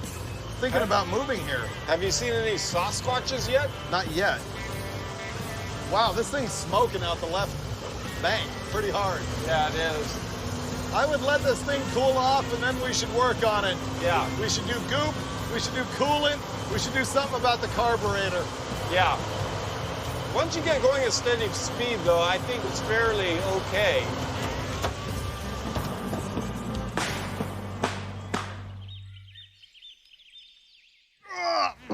Hood. Maybe we can lube the hood hinges. Yeah. We're anxious to hit the road here, but we figure we need to go through some maintenance. So we're gonna change the oil, change the spark plugs, check the charging system, spray the carburetor because there's not much else we can do right now, and then try it again. Steven mentioned he thought this was a 205 transfer case, which is actually really good. It's not. This is a Spicer Model 24. It is a 2-speed, like an F100 would have a Spicer 21 that is actually a transfer case with no low range. Steve, do you mind throwing me a gear oil? Let's hit this with some sauce. David, come on. Control yourself. All right, trans. Hey, David. There's the one. Uh-oh, Spaghetti-O, look at that one. Bingo. That one's pumping a little oil. Was that 8? That was... Remember, 1, 2, 3, 4, 5, 6, 7, 8? It's numbered. Isn't it 1, 2, 3, 4, 5, 6, 7, 8? No. Yes, it's number 8. In which case, I wasn't going to argue with you. This one is junk. Yes. Wow. That is a lot of oil.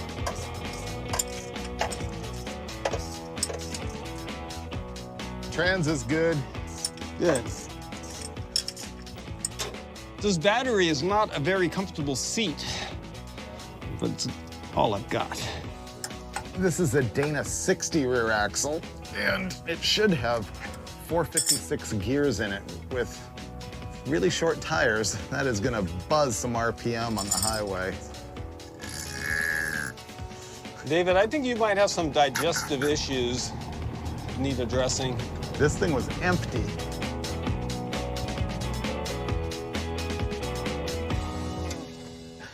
I got all the oil drained out. I think we decided to go 2 goops and 3 quarts of actual oil. 1 goop in. What I'm pouring in here is super thick, super goo, high mileage engine treatment. So there's no ambiguity about it. This carburetor is not functioning properly. Thinking maybe there's just a little bit of dirt in the air bleeds or something like that. I'm gonna try spraying it out with some carb cleaning, brake cleaner. If it doesn't work any better, we'll probably have to take it apart and rebuild it. I really doubt that's gonna do anything, but might as well give it a shot. Cranking slow. Oh, it wanted to, it wanted to. There it goes. It's gonna go. Got it.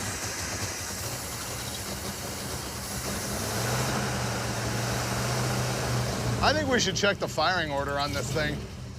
Could lead to it running the way it is. Ah, that's a lot of smoke out of the valve cover. I'm gonna check the voltage, see if it's charging, which it isn't.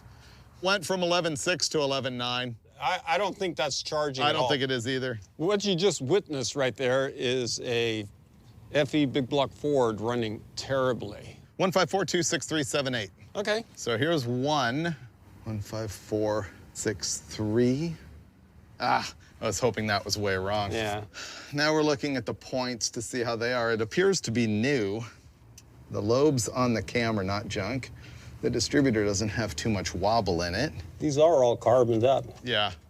I think we're gonna attempt to buy a new cap for the thing and see if that helps. Okay, go, Steve.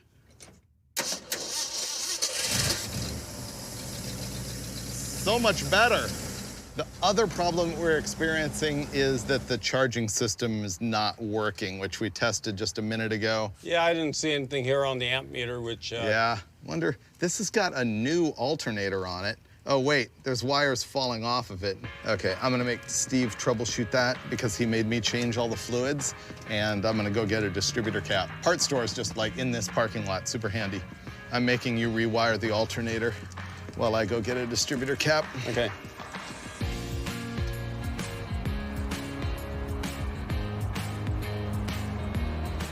Okay, so that's not connected to anything. This one seems to be connected to something. We're trying to get the charging system working. We found a brand new regulator in the truck bed, and I'm gonna put that in and see if it helps. It can't hurt. So, here it goes. Old cap, new cap. Okay, I don't know if that'll help, but it can't hurt.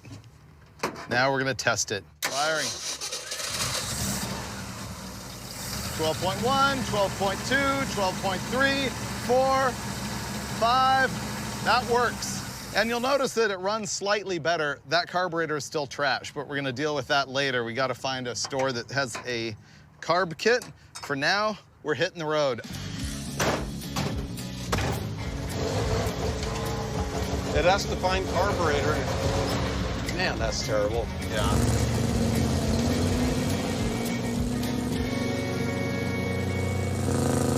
Oh, we're going east to Mount Hood before we go south. Okay. It needs that perfect blend of RPM, throttle position, and speed. It's definitely the carburetor. Or it could be fuel delivery. Or that, yeah. It's kind of refreshing not knowing the temperature or oil pressure. An overheating issue, the engine will speak to us by the smell. Start to clatter. The valve train clattering, the inevitable rod knock, the engine seizing. Right.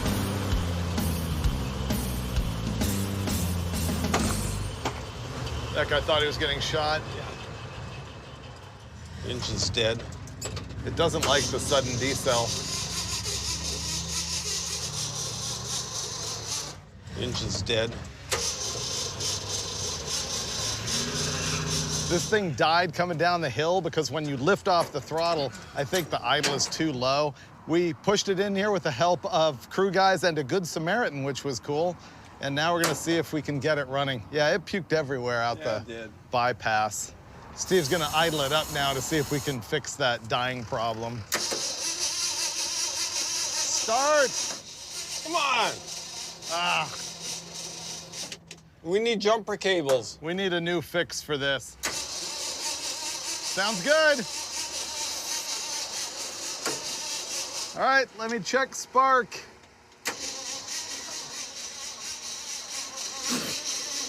Hold on, big fire. There we go, it stopped. When you stopped cranking, it stopped burning.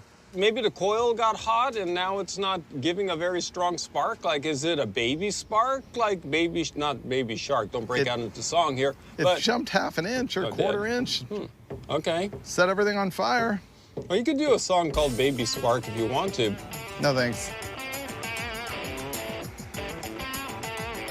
We got ourselves a brand new high-performance coil, so hopefully our spark will be more intense and this thing will fire through the fog of blow-by and oil contamination and whatever else.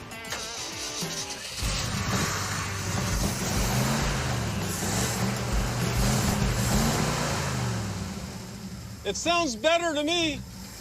Andy idle it up, so it's running faster now. So what do you think? Did it fire up because of the coil or because it cooled down? Cool down. Yeah. And the coil. Yeah, win! Ha ha! That was pretty good.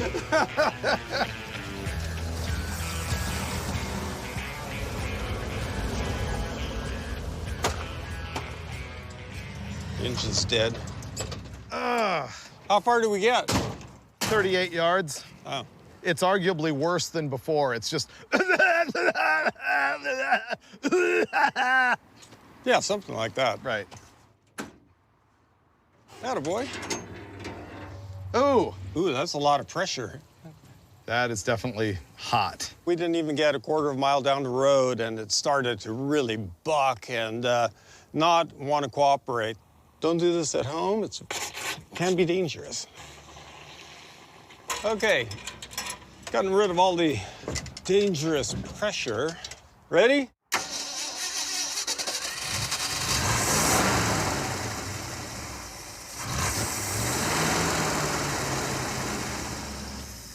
So the voltage is 10.6 while it's running, but it's only 6 volts when you turn the ignition on. So what I'm seeing here is that it doesn't have full power to the coil when cranking at all, and when it is running, it's low power. We're gonna try a jumper wire from the battery to the coil to see if it makes it run any better. Oh, for crying out loud, now we got trouble. We're at the point of troubleshooting by guess. Steve told me to advance the timing, so that's what I'm gonna do. That's advanced. Give it a shot.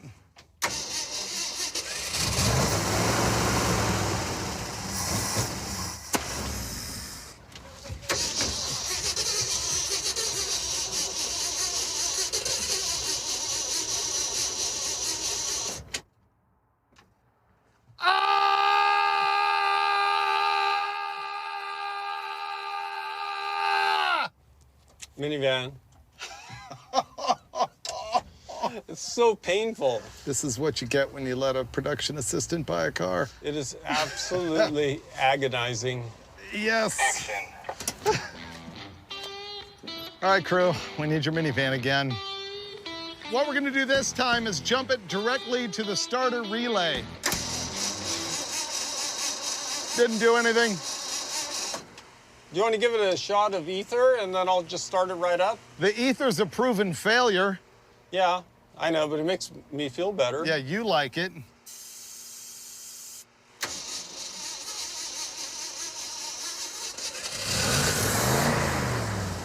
It worked. Let's go. Mason, move that Cadillac.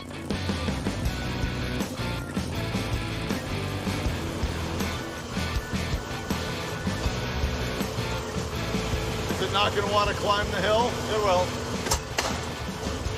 That's fuel, right? Sure does feel like it.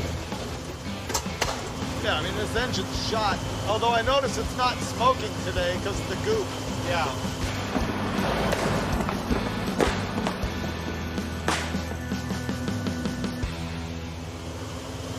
We're climbing up the grade to Mount Hood.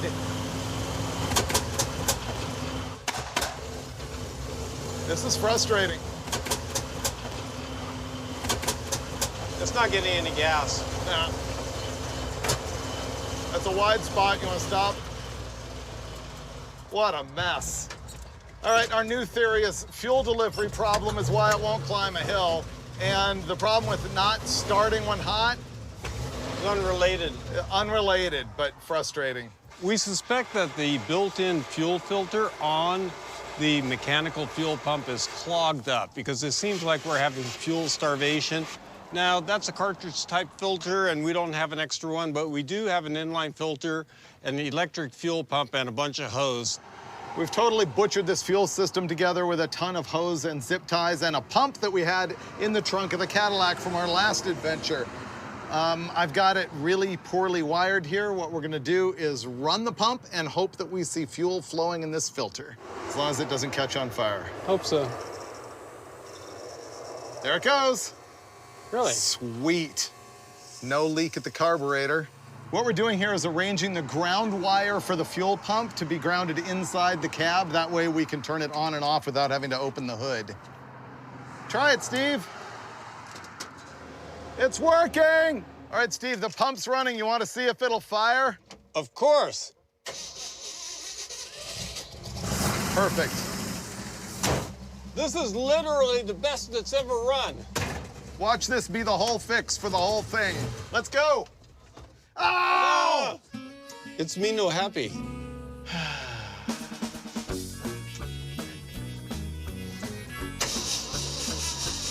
Ah! I heard one thing fire. We need starting fluid. Steve's making me do starting fluid.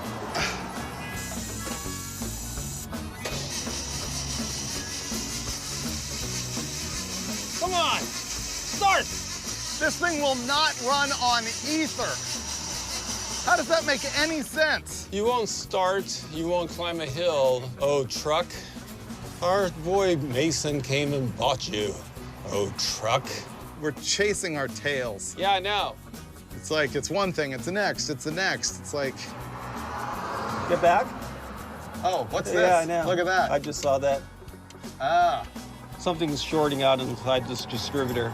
We found a major and unusual problem with that dead short that was going on in the distributor. The condenser wire, which is connected also to the points power wire, was grounding out against the breaker plate. That should solve all of this. I also noticed that there's some carbon tracking on the tip of the rotor here, so we're just gonna sand that a little bit here on the ground. All right, I'm proud of that. We're good. Rotor, cap. As the sun sets on a beautiful Oregon day here on Roadkill, we're gonna make this thing run and GTFO. Make it run, Steve. I will make it run right now. You ready? Like that. Keep it running. That's the best it's ever run. Bye-bye. Oh, this is the best it's ever run. I know. Oh, still no good. That was not expert troubleshooting on our behalf. We did not display expertise. Well, we eliminated fuel delivery, which I think was a problem.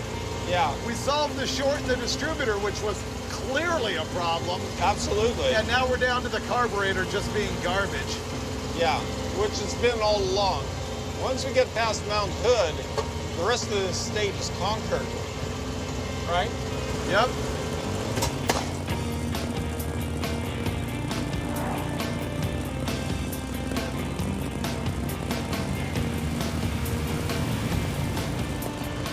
Now that we're going downhill, I feel pretty good. It likes downhill. And cooler weather. Oh yeah, that's cool outside now. Yeah, actually it's very comfortable. I like it as much as the truck. Yeah, it's getting into the 60s, I think.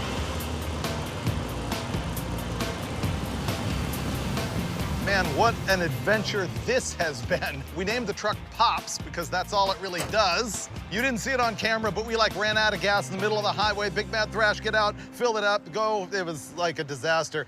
And then Mason, who's driving the Cadillac and who owns the Ford, told us that this thing is starting to clatter, meaning the valve train's starting to make noise.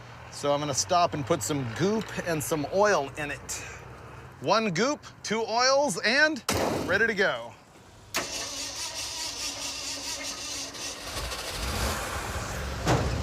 What a pain this thing is. Yeah. We gotta fix this tomorrow.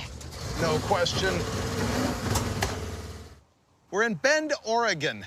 Yesterday was a snafu, even by Roadkill standards. See, we need to make 220 miles a day in order to get all the way home, and we only made 130. To me, the problem is we're throwing parts at it, we're flailing, and we need, like, home, complete peace, and actual troubleshooting.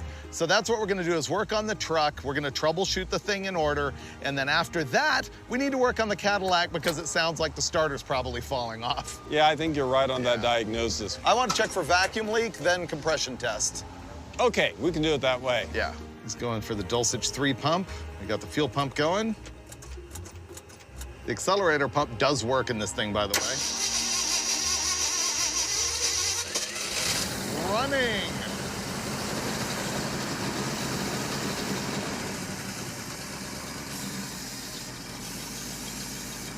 So far, so good. I'm gonna say it's good. Yeah, I think it's all right. All right, shut it off so it doesn't get too hot. Next thing we're gonna do is pull out all the spark plugs and do a compression test. Still very oily. It's way worse than the others. Yeah, that one is me no happy. Yeah. Here's our compression testing tool. We've got all of the spark plugs out. Steve's gonna crank it. This thing is gonna show us a PSI, and we'll see if there's any one cylinder that's worse than the others. Number 5. Okay, that was 60, Steve. Yeah, that's all you get is 5 cranks. Okay, that was 100. That fires. Yeah. Now we're going to cylinder number 7. Let me guess, 85. That's exactly what that is. All right, now we're going to number 8. This is our biggie.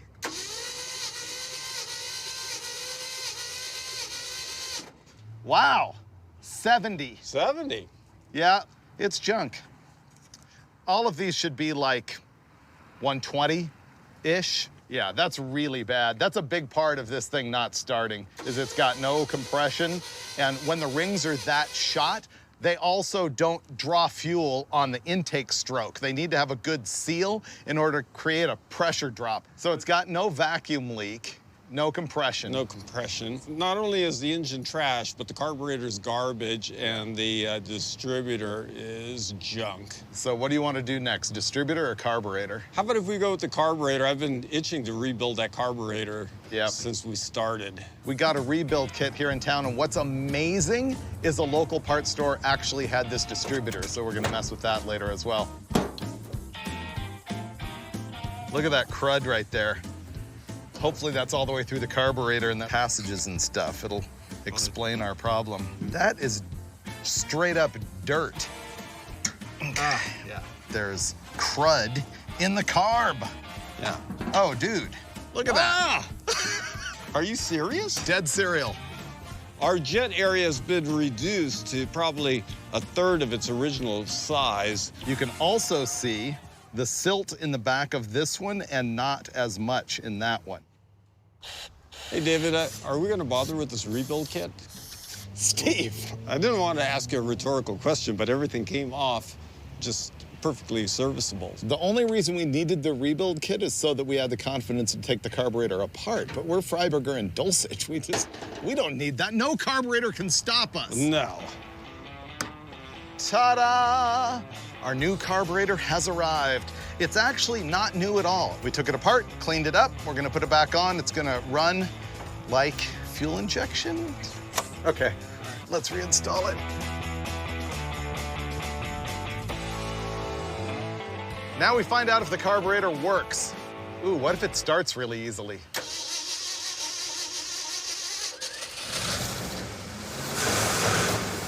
We got the thing running, but it still runs terrible. I'm gonna check the timing because I think that could be way out of whack. Okay, rev it up! When I was trying to do the ignition timing, it was super erratic. Sometimes the light wasn't flashing at all. Other times it was telling me like 13 degrees. Sometimes it was 30 degrees. And here's why. I totally should have believed Dulcich when he said this yesterday or day before yesterday, that the breaker plate in this distributor is so loose, it's junk, which explains why the point gap changed. Remember last night when you were all crawled in here and I was saying, how does the gap just change from one stop to another? That's why. Look at it. I think it's flopping around the deck like a fish out of water. We were able to get a new distributor. I can't believe small town Oregon had those. Oh, yeah. Maybe they drive a lot of high boys around here. All the good stuff. Yeah. Check this out. The brand new distributor has a sticker on it that says, warranty void if removed. You can't install the distributor without removing the gap. This is a crazy world. I know. I got it out, Steve. Okay. The thing you don't want to do is drop the oil pump push rod down into the crankcase. Because see, it is a hex-shaped shaft that goes in there, and it should have a retaining clip so that it can't come up, but sometimes they will. Fortunately, I saved it. New. All right, Steve's already lubed the distributor gear. Okay, in the right spot. There, got it. You did? Nailed it, Steve. Freiburger. Yeah. Your talent never ceases to amaze me. Nice move on that.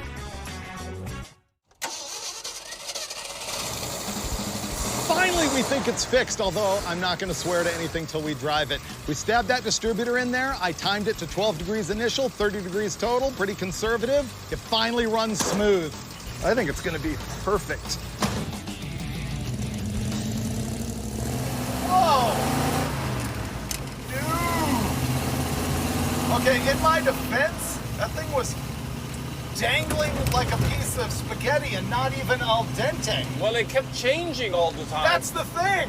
Sometimes it would hit and sometimes it wouldn't. Sometimes it would spark, sometimes it wouldn't. Yeah. Sometimes it was 13 degrees, sometimes it was 30. We still have to fix the Cadillac though. I think maybe the starter's falling out of that. I think so. If I could go wide open, I couldn't go wide open before. This is great. Our distributor was junk and the carburetor had major problems. Oh yeah, they both were junk. Yep. And we're not backfiring, you know, like... No, this is so much better. Night and day difference. Wow, this thing is good. It's actually unbelievable, the difference. It is completely drivable, no bogging. You can go wide open. Yeah, it's fixed. Yeah. Never question the Dulcich when he says the distributor is bad. Cadillac, we gotta look at the starter. Here's the thing with the Cadillac. It seems to be running pretty good despite burning copious amounts of oil. But every time you start it, the starter gronches. I think it may just be falling off. Sounds like it to me, because when it's running, it also goes... Oh, you're moving the whole transmission. Yeah. It's got a new torque converter. Oh, there's an adapter. Yeah. We went down to fix the starter and found out that, like, everything's loose down there. Primarily, the torque converter bolts are not tight to the flex plate. We were also looking, the transmission has an adapter to go to the engine that's cast iron about that thick. And there's like an unusual amount of wiggle between them, but we can't tell if that's just flex or normal. So first thing we're gonna do is tighten up the converter. And by we, I mean Steve. Clear? Yep. It's backing up, isn't it? Stop right there. Stopping there, keys are out. Well, kind of explore that noise, as you know. I mean, you found the loose torque converter bolt, so that was a problem. And I tightened those all up, but the starter doesn't engage the flywheel very well. It's making a lot of gronching, but it's functional and it's not, you can't just stick a shim in there and fix that, so. Ah, that is hideous, but we're not fixing it. All right, let's get out of here.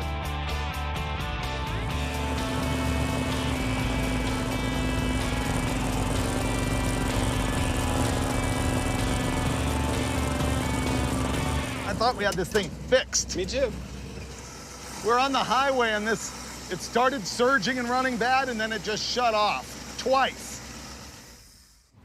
I'm kind of in favor of putting the mechanical pump back on. We know that a lot of times those pumps don't like to lift, and then you add all the heat, it might not be happy. We've been hashing this out, and I think what we decided to do is hook back up the mechanical fuel pump and get rid of the electric one, which we installed just sort of as a guess. Let's see if it works. It should fire right up. It should be gas in the bowl. Yeah. Ugh.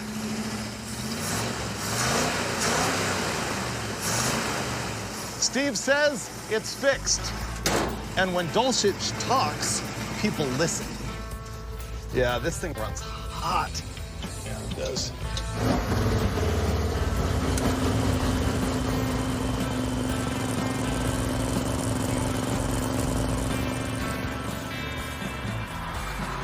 This is a debacle.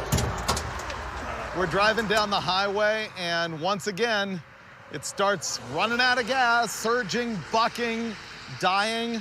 The thing is, when it's that hot, if it blows off a radiator hose or the cap bypasses and it hits you in the face, you're gonna look like Freddy Krueger. Oh, we're taking the hood off. Ready? Ah, man, it's heavy. It is. Ah.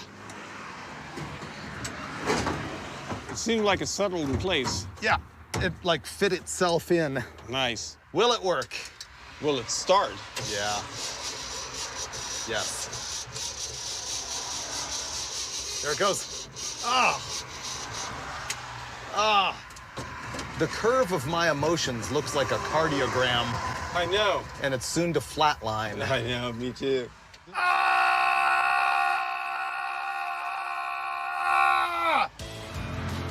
This is among the most frustrating roadkills ever. This is stupid. I took a bolt off the hood.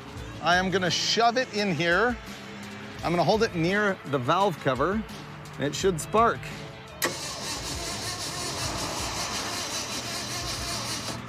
Nothing. After another session of a ridiculous amount of troubleshooting, we finally figured it out. We traced it all back down inside the distributor, and we noticed there was a huge spark across the ignition points when they would open. Those sparks will eat up the points, which is exactly what happened. They were destroyed. One of two reasons.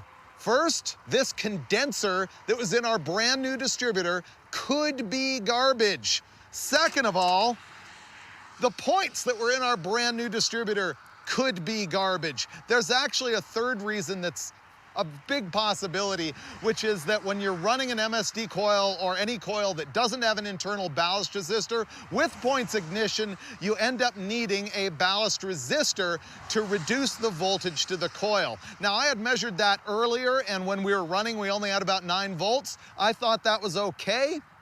Maybe it only wants 7. We'll find out. Normally, if you're running a ballast resistor, you've got a circuit that bypasses it while it's cranking, so the thing will start, and then it'll run at lower voltage. We don't have that right now, so it only has 2 volts to the coil. Let's find out. Bring it up and hold it!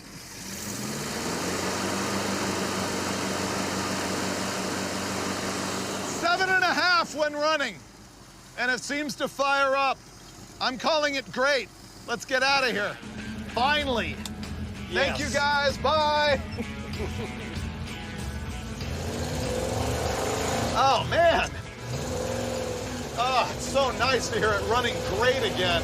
I know. Woo!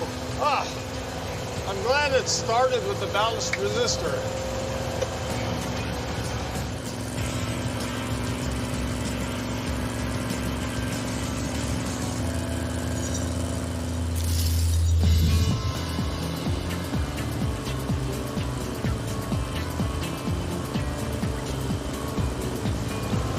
Look at all that oil pressure. Yeah, it's a flawless piece of equipment. It is now. It was a flawed piece of equipment before. Yeah, it was horrible. I'm glad that you took that bullet. Yeah, It was pretty frustrating to drive. I hope the stupid Cadillac doesn't break and ruin our trip. It won't. We looked at the map, and there's a dirt road down here. Obviously, we got to check that out.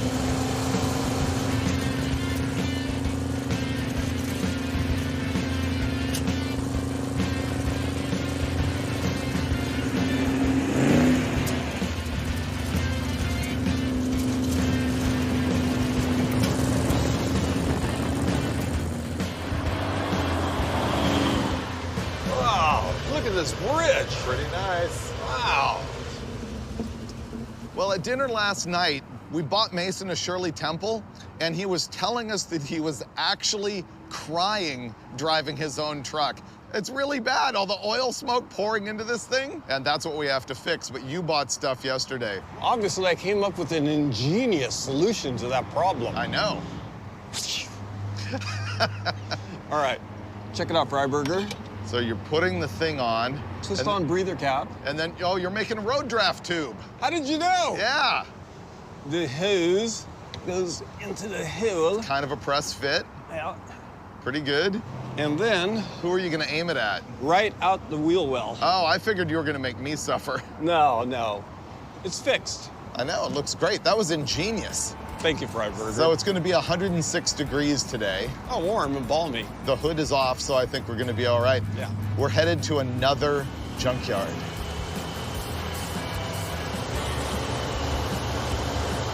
Looks like everything's fixed. Yeah. I'm liking it right now. The tendency is to go too fast, so my only thing is not to let it get away from me. Yeah, don't push it. No. I'll keep it at 60 tops.